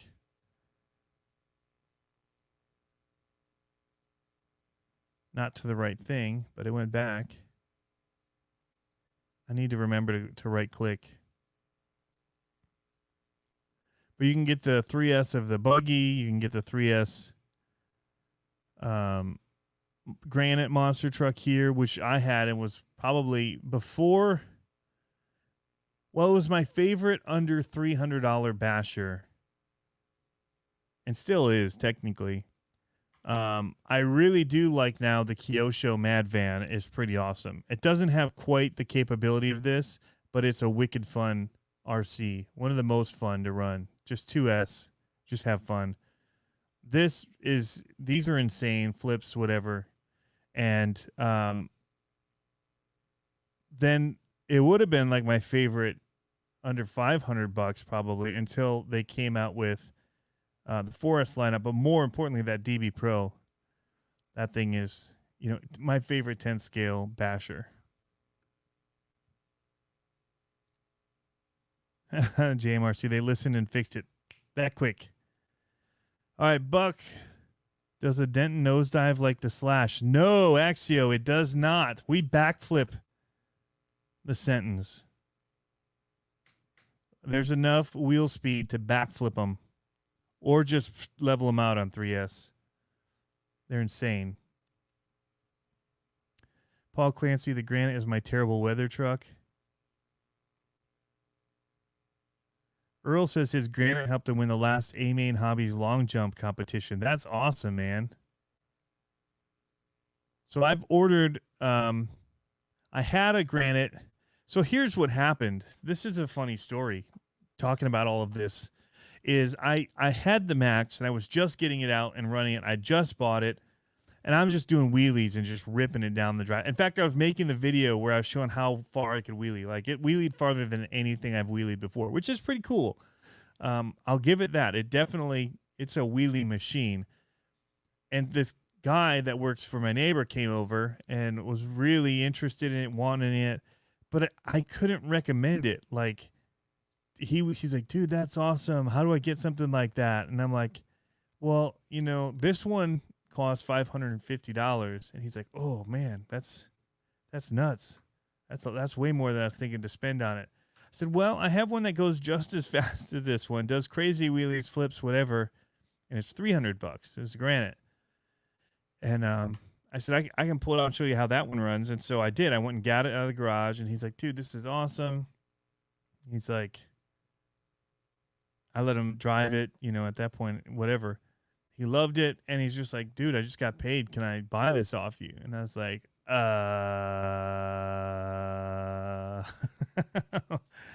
don't want to sell it. Favorite truck. And I did. I sold it to him, and I gave him a good deal. I'm not a good seller, so usually people get good deals from me. And and also I'm a very good buyer as well. So people also get asking from me when they sell stuff. But yeah, so that I got him in a battery. I think I gave it to him for like $200 with a 3S battery. And got him off and running, man. He was just ripping with it, you know. Bust that, say, bring it over here. I can, just, you know, fix it up for you. But yeah. So that's why I don't have a Granite. All that to say, I don't have my Granite now, and I've been wanting to get a big rock, but I didn't like the wheels on it like I do on the Granite, the tires and everything. People said they don't, you know, they don't hook up quite like the Granite and all that. So I kind of hedged on it for a while, which I'm glad I did now because they came out with these new ones. I hedged on it for a good 6 months. It was Gap that was telling me he loved it. I was watching him run it. I'm like, dude, that thing looks awesome. And I know that JTRC had one too when we were at RC Fest, and it looked wicked. I didn't get to drive it, but it looked cool. Oh no, I did drive it, and it handled awesome. Way better in the air, you know, not out of control. The Granite, however, can flip and do, you know, can get out of control for fun. But the big rock was really good. So, yeah, so that's what I ended up ordering. Trash Cannon, just sell Lasernut, please. Right?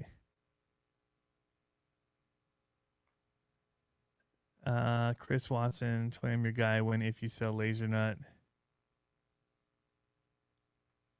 Tony, 6S trucks rust fast. I use Winter a lot. I remember you selling, Tony. Throttle control, it will wheelie forever, right? Wow, 213. Whoa, that's a lot of people. 213 people in here. That might be a record for RC Conspiracies, that's for sure. Thanks for tuning in, all of you people watching at home. Even if you're bots, thank you. Tony, you need a TT Pro. Oh, you know what I want is I want the Monster Truck Pro. I want one of the old Monster ones, the Tenacity Monster. Let's see if we can pull that up. I don't know if they make it anymore. Losi Tenacity Monster Truck. I wish I'd have gotten one of these. This was 2018. I don't think that they did it in the Pro. It probably didn't sell enough or something. I don't know.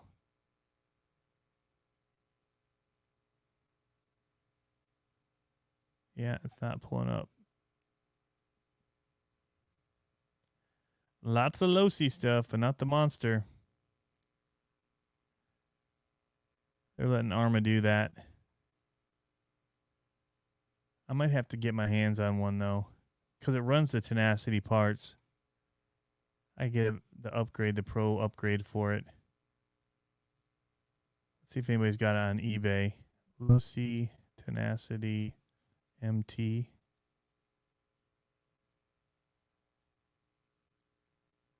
I know Raquel has one.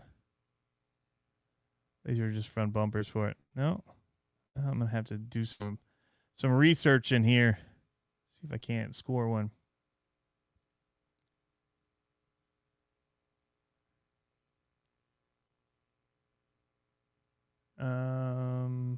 Earl said he ended up winning an A-Main gift card at the long jump. Very cool. Paul Clancy, what parts of the 6S trucks rust fast? A lot of it's aluminum, so it'd be mainly your screws and stuff. But that happens on most of them.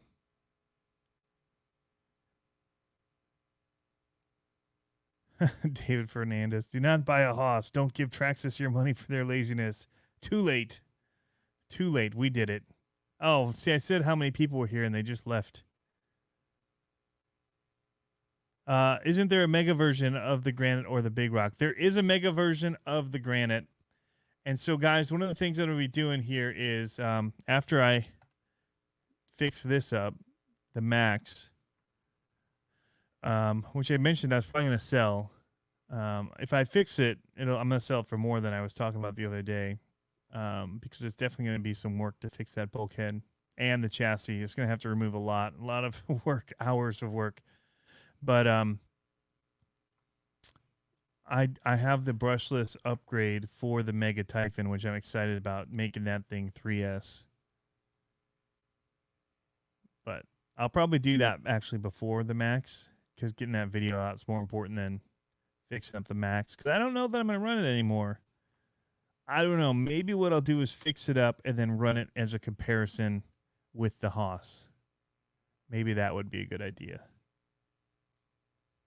to see which one handles better. JMRC says total teardown. Yeah, man.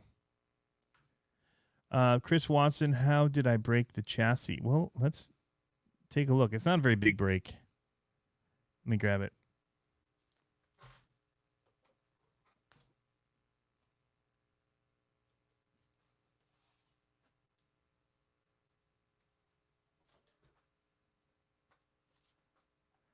I mean, I know how I broke it because I was getting stupid. But so here it is in all of its glory. You can see how destroyed this body is. The back is busted away here. Well, it's easier to see if I take it off. So it's all of these pieces are busted away. The whole front end is torn across. There's cracks throughout here. This whole front top was crumpled in at one point somehow. It's pretty beat up. But we were trying to bash it as the craziest basher out there. Gently used. So this fan on here, I don't know why it's not working right.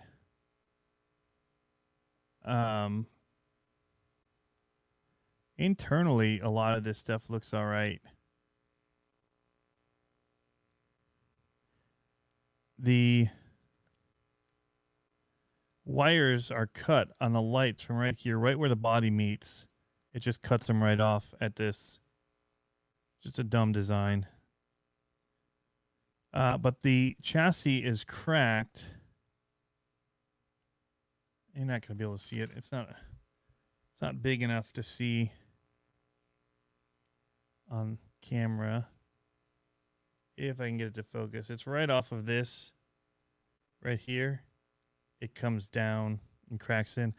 It's from where this meets with the upper shock brace and the big batteries in here. Well, actually, you can see it if I do that. It's so hard to line up. You can see it push away. So it cracks down here. And that's just from the batteries in here. When it lands so hard, it just cracked it a little bit. It's not the worst chassis damage. I don't remember which front.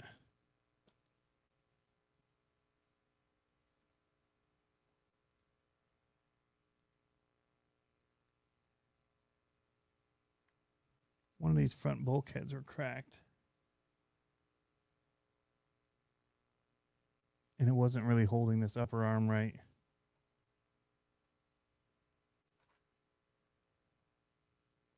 But I just put it back together just to run it. And it held up all right. So, yeah. We'll see. I might be able to run it as is, at least to test it.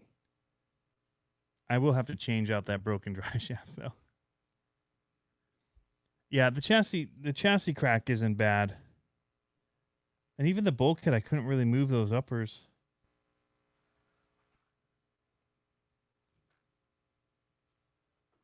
I don't remember. It was when I was putting the wide kit on, though. I saw it.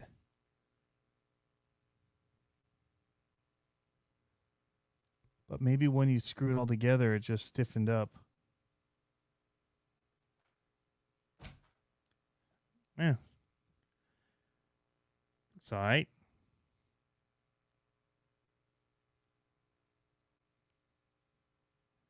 But, yeah, it's got the wide kit on it and everything. How many miles on it? Not many. As many videos as you've seen of it online, that's most of the runs. I usually get a few runs in here and there that I don't record or just mess around and test some stuff. But usually I just run it a pack at a time. Not even a full pack sometimes, especially now that the fans aren't working right, which again are like $2 or $3 for this fan. It's not an expensive fix. I just haven't done it because it just finally kicked the bucket on the last time I did it, I think. And I just ripped it off. But I mean it's a pretty awesome truck. It's just not my kind of truck. And that's what it just boils down to. It all comes down to your driving style, what you like. So that's where that Tenacity DB Pro, when I first drove that, I'm like, this is handling right here. This thing I have control of. It's like a short course truck, except it cuts through the air so well. And I've gotten to the point where it's like, okay, I've done the big air bashing. We've sent stuff. Now kind of the control jumping is more fun to me. You know, finding the right speed to hit it, kick it, the back end up and try and match the landings. I'm kind of really enjoying that. So yeah, Jeremy, are they highway miles? No, they are off-road miles.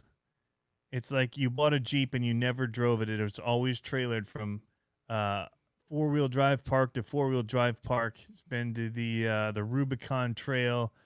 It's scraped along the rocks. The cross members are a little bit dented. I already dented the brand new steps that I got from my wife and kids to get in and out of my Jeep. Those have some scrapes and some dents in them from the four-wheel drive parks. So it's actually pretty clean. I did clean it down last time. It just needs a little tender loving care. But it's not been one where I'm like, hey, I want to take it out and run it. So I just haven't set it up. So I'll give it another run, guys, and we'll compare it to the Hoss, and then I'll probably sell it because again, it comes down to I have too many to run. I would rather run my Freestyle RC ZRD than run that. I'd rather run my Freestyle RC Pro C, which I don't get to run enough either of them because I'm always running like stuff for YouTube. And so then these things end up working on them, and that takes time, and doing the videos and all the extra stuff you do keeps you from running the ones that you actually love and want to run. And so I'm at the point where I need to get rid of some, and I've been looking through my lineup of what I want to get rid of. I'll never get rid of, not never, but I never want to get rid of the two-wheel drive Stampede Monster Jam ones that I have. Those will hopefully always have a home in my studio here. And then the freestyle ones I'll want to hold on to. Update as well for anyone interested. Bari sent me some pictures. He started working on the Bari build Losi. So he takes the Losi DBXL. He takes their diffs, their drive shafts, and he builds a solid axle monster truck with Hess machined. Well, let's look at his Facebook page. I'm not going to show you. I don't have his permission to show you the stuff that he sent me, the pictures, and I don't want to go just showing it without his permission. We're going to try and do a live together about him finishing it. He's saving a few things that we're going to finish. He's going to finish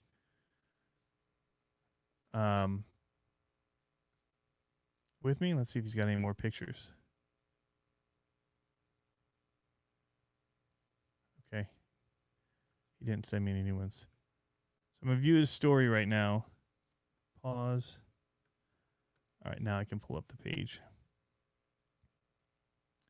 So these are the axles that go in it, and these are custom made 1/5 scale Hess machined axles. And the internals of these are from the DBXL. The power plant in this is, so this is not a cheap build here. These axles, I think, are upwards of, man, I don't remember what they are. I want to say they're $600 or $800 just for the cases. I can find out. Let me look at my messages here and see what,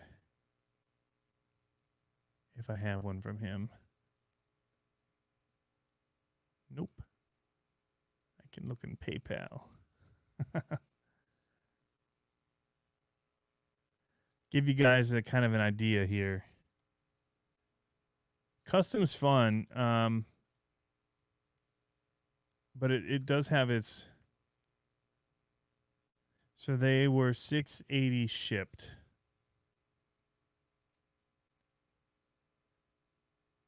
And so he's got several builds that he has going on right now. Bari does for these things. He's got several of these axles. So that's 3 trucks worth. And mine's being built right now. This is what they end up looking like. This is number 13. This is not mine. This is Andrew Bryant's. But that's going to be the chassis, and it's running. That up there is the big Spectrum. Or no, that's the Fuse one, ESC. I got the Spectrum one, but it has to run the Fuse motor. The Spectrum motor's too big. I already bought it, and it didn't fit. Let me see if I can get a little bigger for you guys. The story doesn't really let me zoom in on it.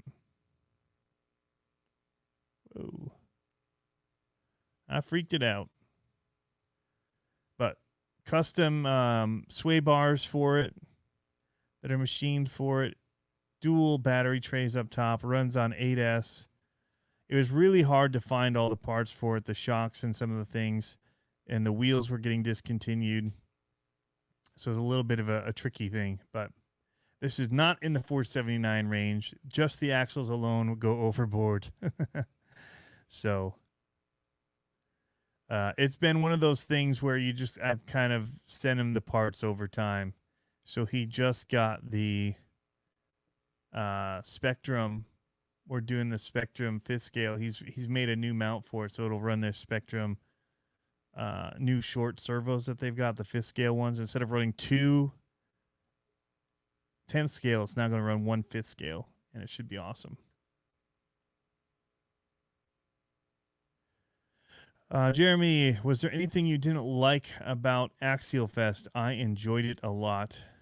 The only thing I didn't like, and it's kind of a big thing about Axial Fest, is that it wasn't long enough. I wanted more time to hang out with people and to hit more trails and to run more of the trucks on trails that I've hit. So like run each of the trails several times, do it with different trucks. That would be epic. So Clyde Waller is asking, what is your favorite rock crawler? Currently, my favorite rock crawler is, because of the looks, is my SCX-10 which is made to look like my actual Jeep. And it's running 1.9s, but they're small BF Goodrich mud terrains by Proline, and they're awesome on there.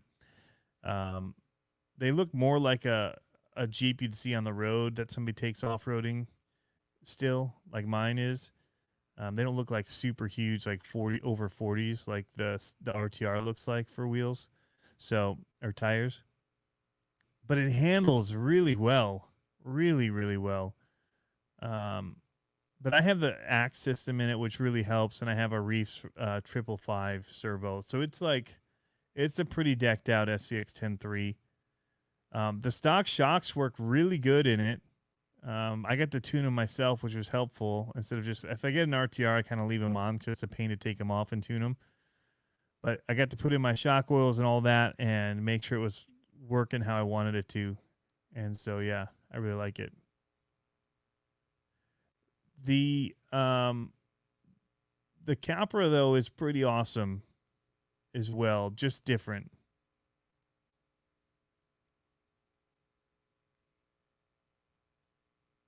Chris Watson, well, thank you. I will take that as a not compliment. Says your videos on the Max and how it handled actually made me not want it. I'm all set with having it tip over every turn. You're all set with having it tip over every turn. Okay. Yeah, it rolls a lot, even off of crashing a lot of that, or even off of a landing where you think you land at 4 wheels down, it ends up on the lid, and yeah, it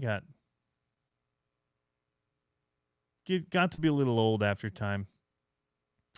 AJ and Dad's RC Adventures, appreciate the content you put out. My son and I like to watch. Well, thank you. Glad that you enjoy it.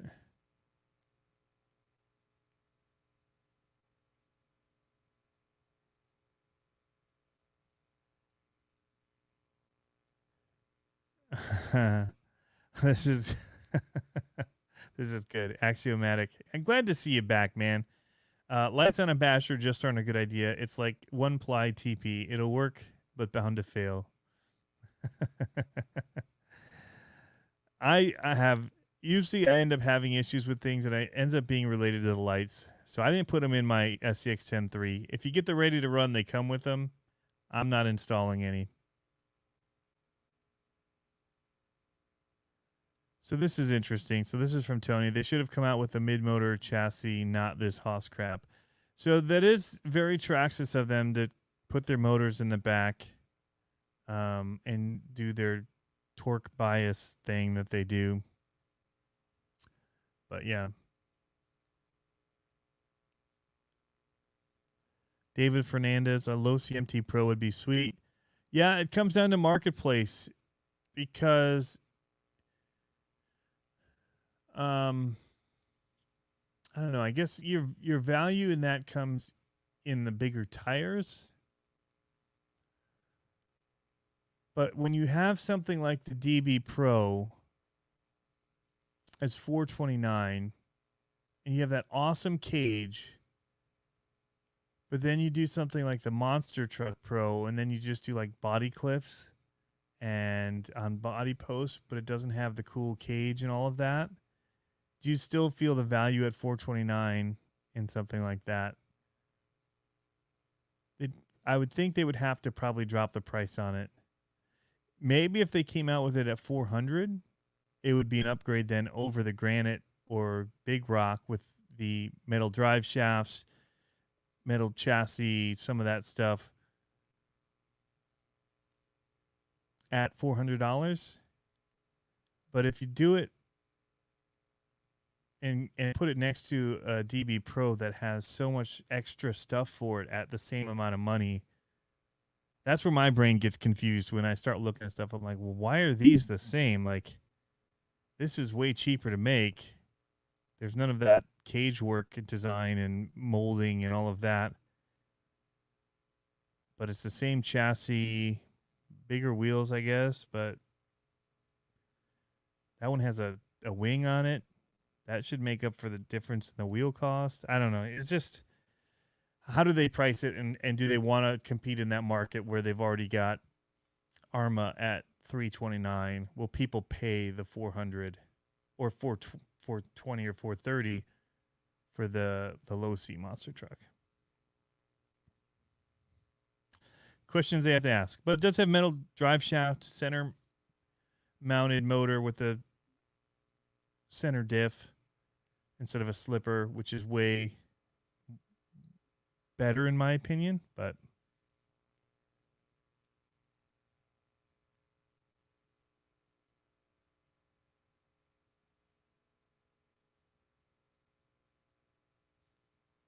Keith Shirk said, after a long decision, I got the Kaiju instead of the Max. No regrets. Well, at the price that the Kaiju comes in at, you could upgrade that thing, the snot out of it, and still be probably at the price of the Max.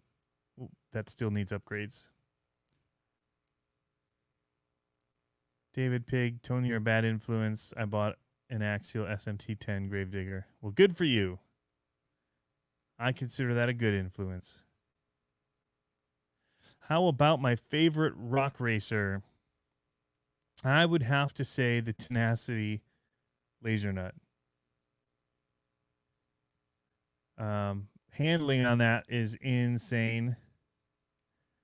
The Yeti, I never got to drive right. It was pretty cool, but I broke it all the time because of the solid axle rear, and I was trying to jump it too much, and I didn't know about beef tubes. People told me about it, but I didn't quite get what it was, and so I was afraid of it. But now I put them in everything. But the Lasernut's something special. It does need. I add a drag brake to it. I think rock racers are kind of a mix of crawling and that, and there's some hill descends and all that, and I felt like it didn't brake hard enough when I wanted it to brake to stop on a hill. It would just kind of roll, and then it didn't have any drag brake either to help it descend downhill slower instead of picking up speed, which you hold the brake down and it just roll like you had a drag brake on. It didn't actually stop. So I changed all of that recently, and it's way better. Chris Watson says, great point. I don't know what that's about. Crazy Junior says, I wish the Hoss was more like 100 to 130 cheaper. There's no value in a near $500 3S capable RC car.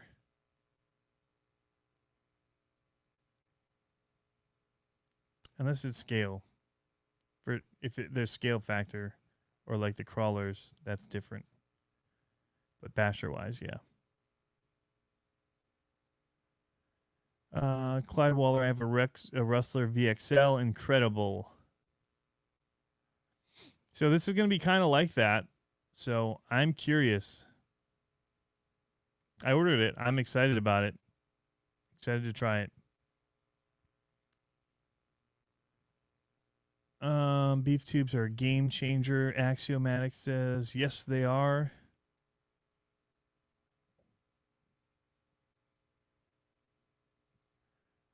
Dwayne bought 2 Rustler VXLs and a 4x4 VXL. What do you think of the 4x4 VXL, Dwayne? I've never seen one run, actually.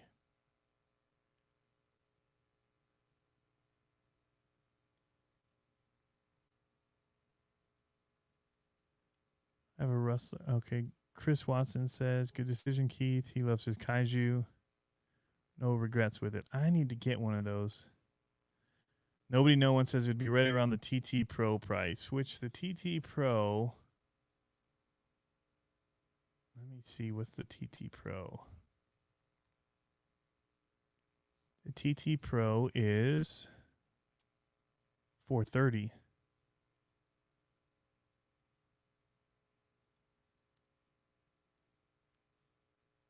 So the DB Pro is $430 as well.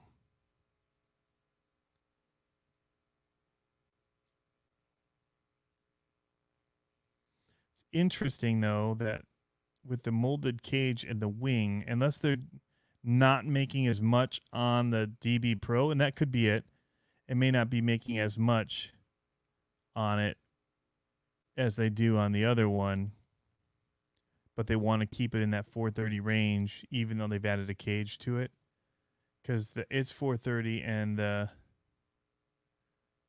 Tenacity TT Pro is 430 as well.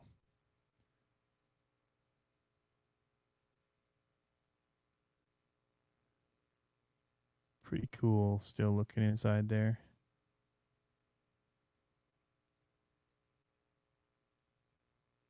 See if they have any more shots here.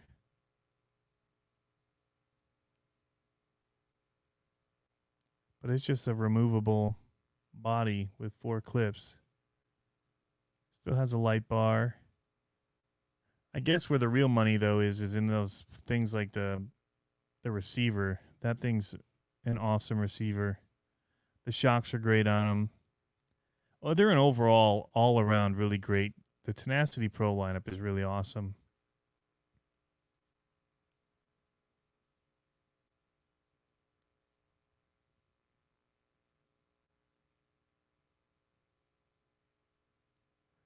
Dwayne says only have lights on his crawler TRX4 for fun at night. Yeah. At night I did run my the Capra because it did come with lights out of the box. Everyone's saying lights can be cool. The lights on the Lasernut are pretty cool.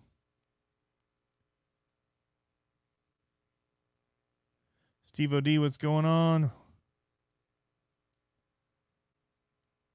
Trying to catch up on the comments. The Tenacity SC truck looks awesome. Yeah. They call it the TT for trophy truck. It's kind of weird how they've gone through this change in all the naming.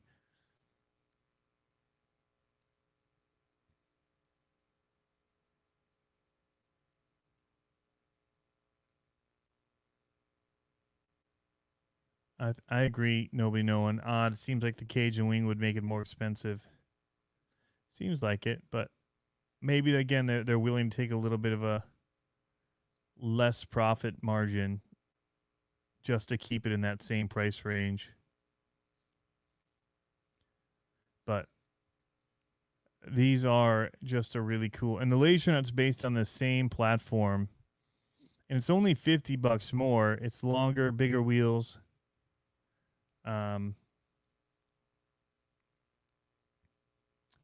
Bigger motor. Lots of molded plastic on the cage. The details with the driver, with the hoses to their helmets, is really cool. In the back, there's a little exhaust, and then they also have the sway bars on this one. It's a really neat design.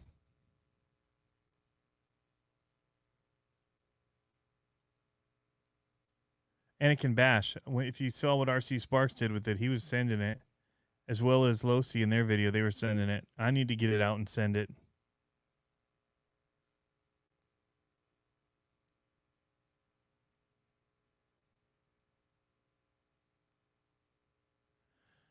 So, all right, guys. Well, I'm going to get ready to get off of here because I want to get over to the bench and work on something. I don't know what at this point. Probably the Typhon, start on the brushless upgrade for it. Maybe. I've got the Hobby Wings system for it, is what I went with. $100. Trying to make it be the same price-ish if you bought it brushless to start with at $320. And this was $220. So $100 would put it at the same price range. Now, it doesn't have the adjustable turnbuckles and few little things, but overall, this thing's already built. The Mega Series is built to handle brushless, so we're going to do it, show people what they can do. It's not worth it. The speed that you're going to get with the Mega lineup is really only for on-road. So you can maybe go up to a 22th and get a couple more miles an hour, but you're really going to be in that 22 to 24 range. And then you're probably going to be dealing with heat issues. If you want to hit that 30 miles an hour, you've got to go up to a 27 tooth. And that's only for quick runs to try and hit 30 miles an hour, which I guess that's fun, but it's not that fast. You just get a brushless and you can be going 30 miles easy per hour with a 2S battery and even. But you can throw on 3S and then it's really going to rip. So once you to have the ability to go 3S, that's when you really get the speeds change, and the game changer is that extra voltage from popping in a 3S battery. So thank you, Kimberly. Wow, $10 super chat. It's so cool. You guys are awesome. You've been awesome tonight, so thank you for being just super cool. She says, thank you so much for your very informative streams. Nice to be here. I need to head out your way, Kimberly, because I think you're over where there's really cool trails to take a real one-to-one Jeep. So I need to head that way. My beard, I shaved it down. If you guys notice, I keep doing this. It's like itching me for some reason. It's getting out of control.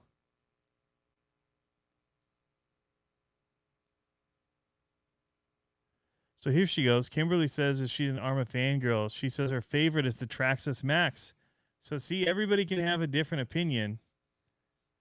And I remember when you got yours and you were sending it off of the sand dunes. And it would go forever in the air and land down there. Really epic. For what I have here and where I run it, it's not been my favorite thing. I don't hate it. I think it's really cool. But I just have a different driving style, I think. The absurd isn't my favorite. So, and it can be absurd. It can be nuts. And but you can always tame it back. So that's the thing.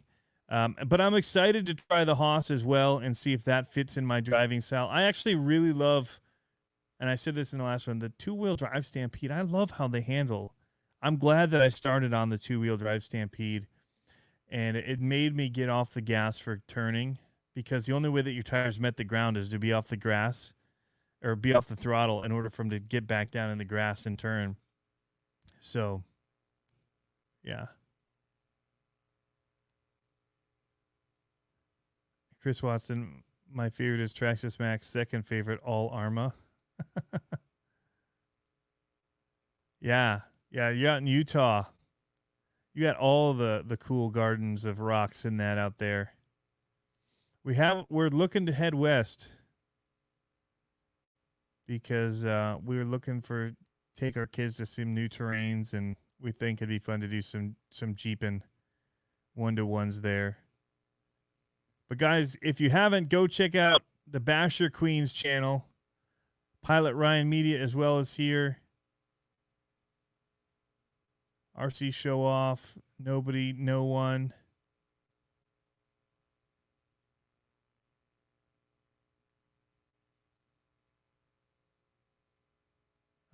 Ryan West, I still have a two-wheel drive Stampede that I drive all the time. Love it. Yeah, there's something about it. And the same way with like the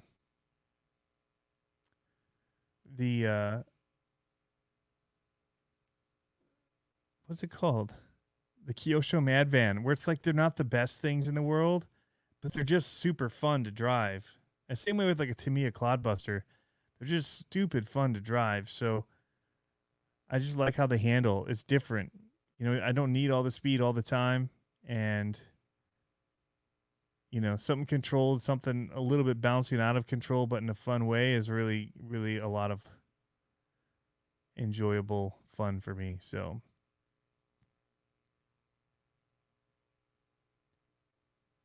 all right, guys, I'm going to start wrapping it up here. Thank you for tuning in. I think all RCs are fun. I just don't have time to get to running all of them all the time. And so I'm making choices at this point. So, and the Mad Van might actually be on the chopping block right now just because of space. I need to recover some space here. I don't know, maybe the ECX Brutus, but it looks so good over there on the shelf. I don't really want to get rid of it.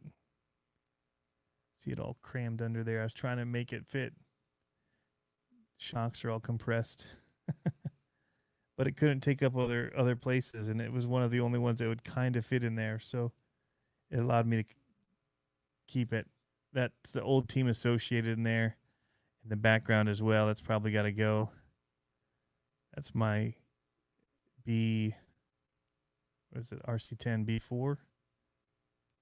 It was the ready to run one that they had, two-wheel drive. Anyway, got to get rid of some. Thanks for tuning in, guys. Have fun RCing, and we will catch you in the next RC Conspiracies next week, guys.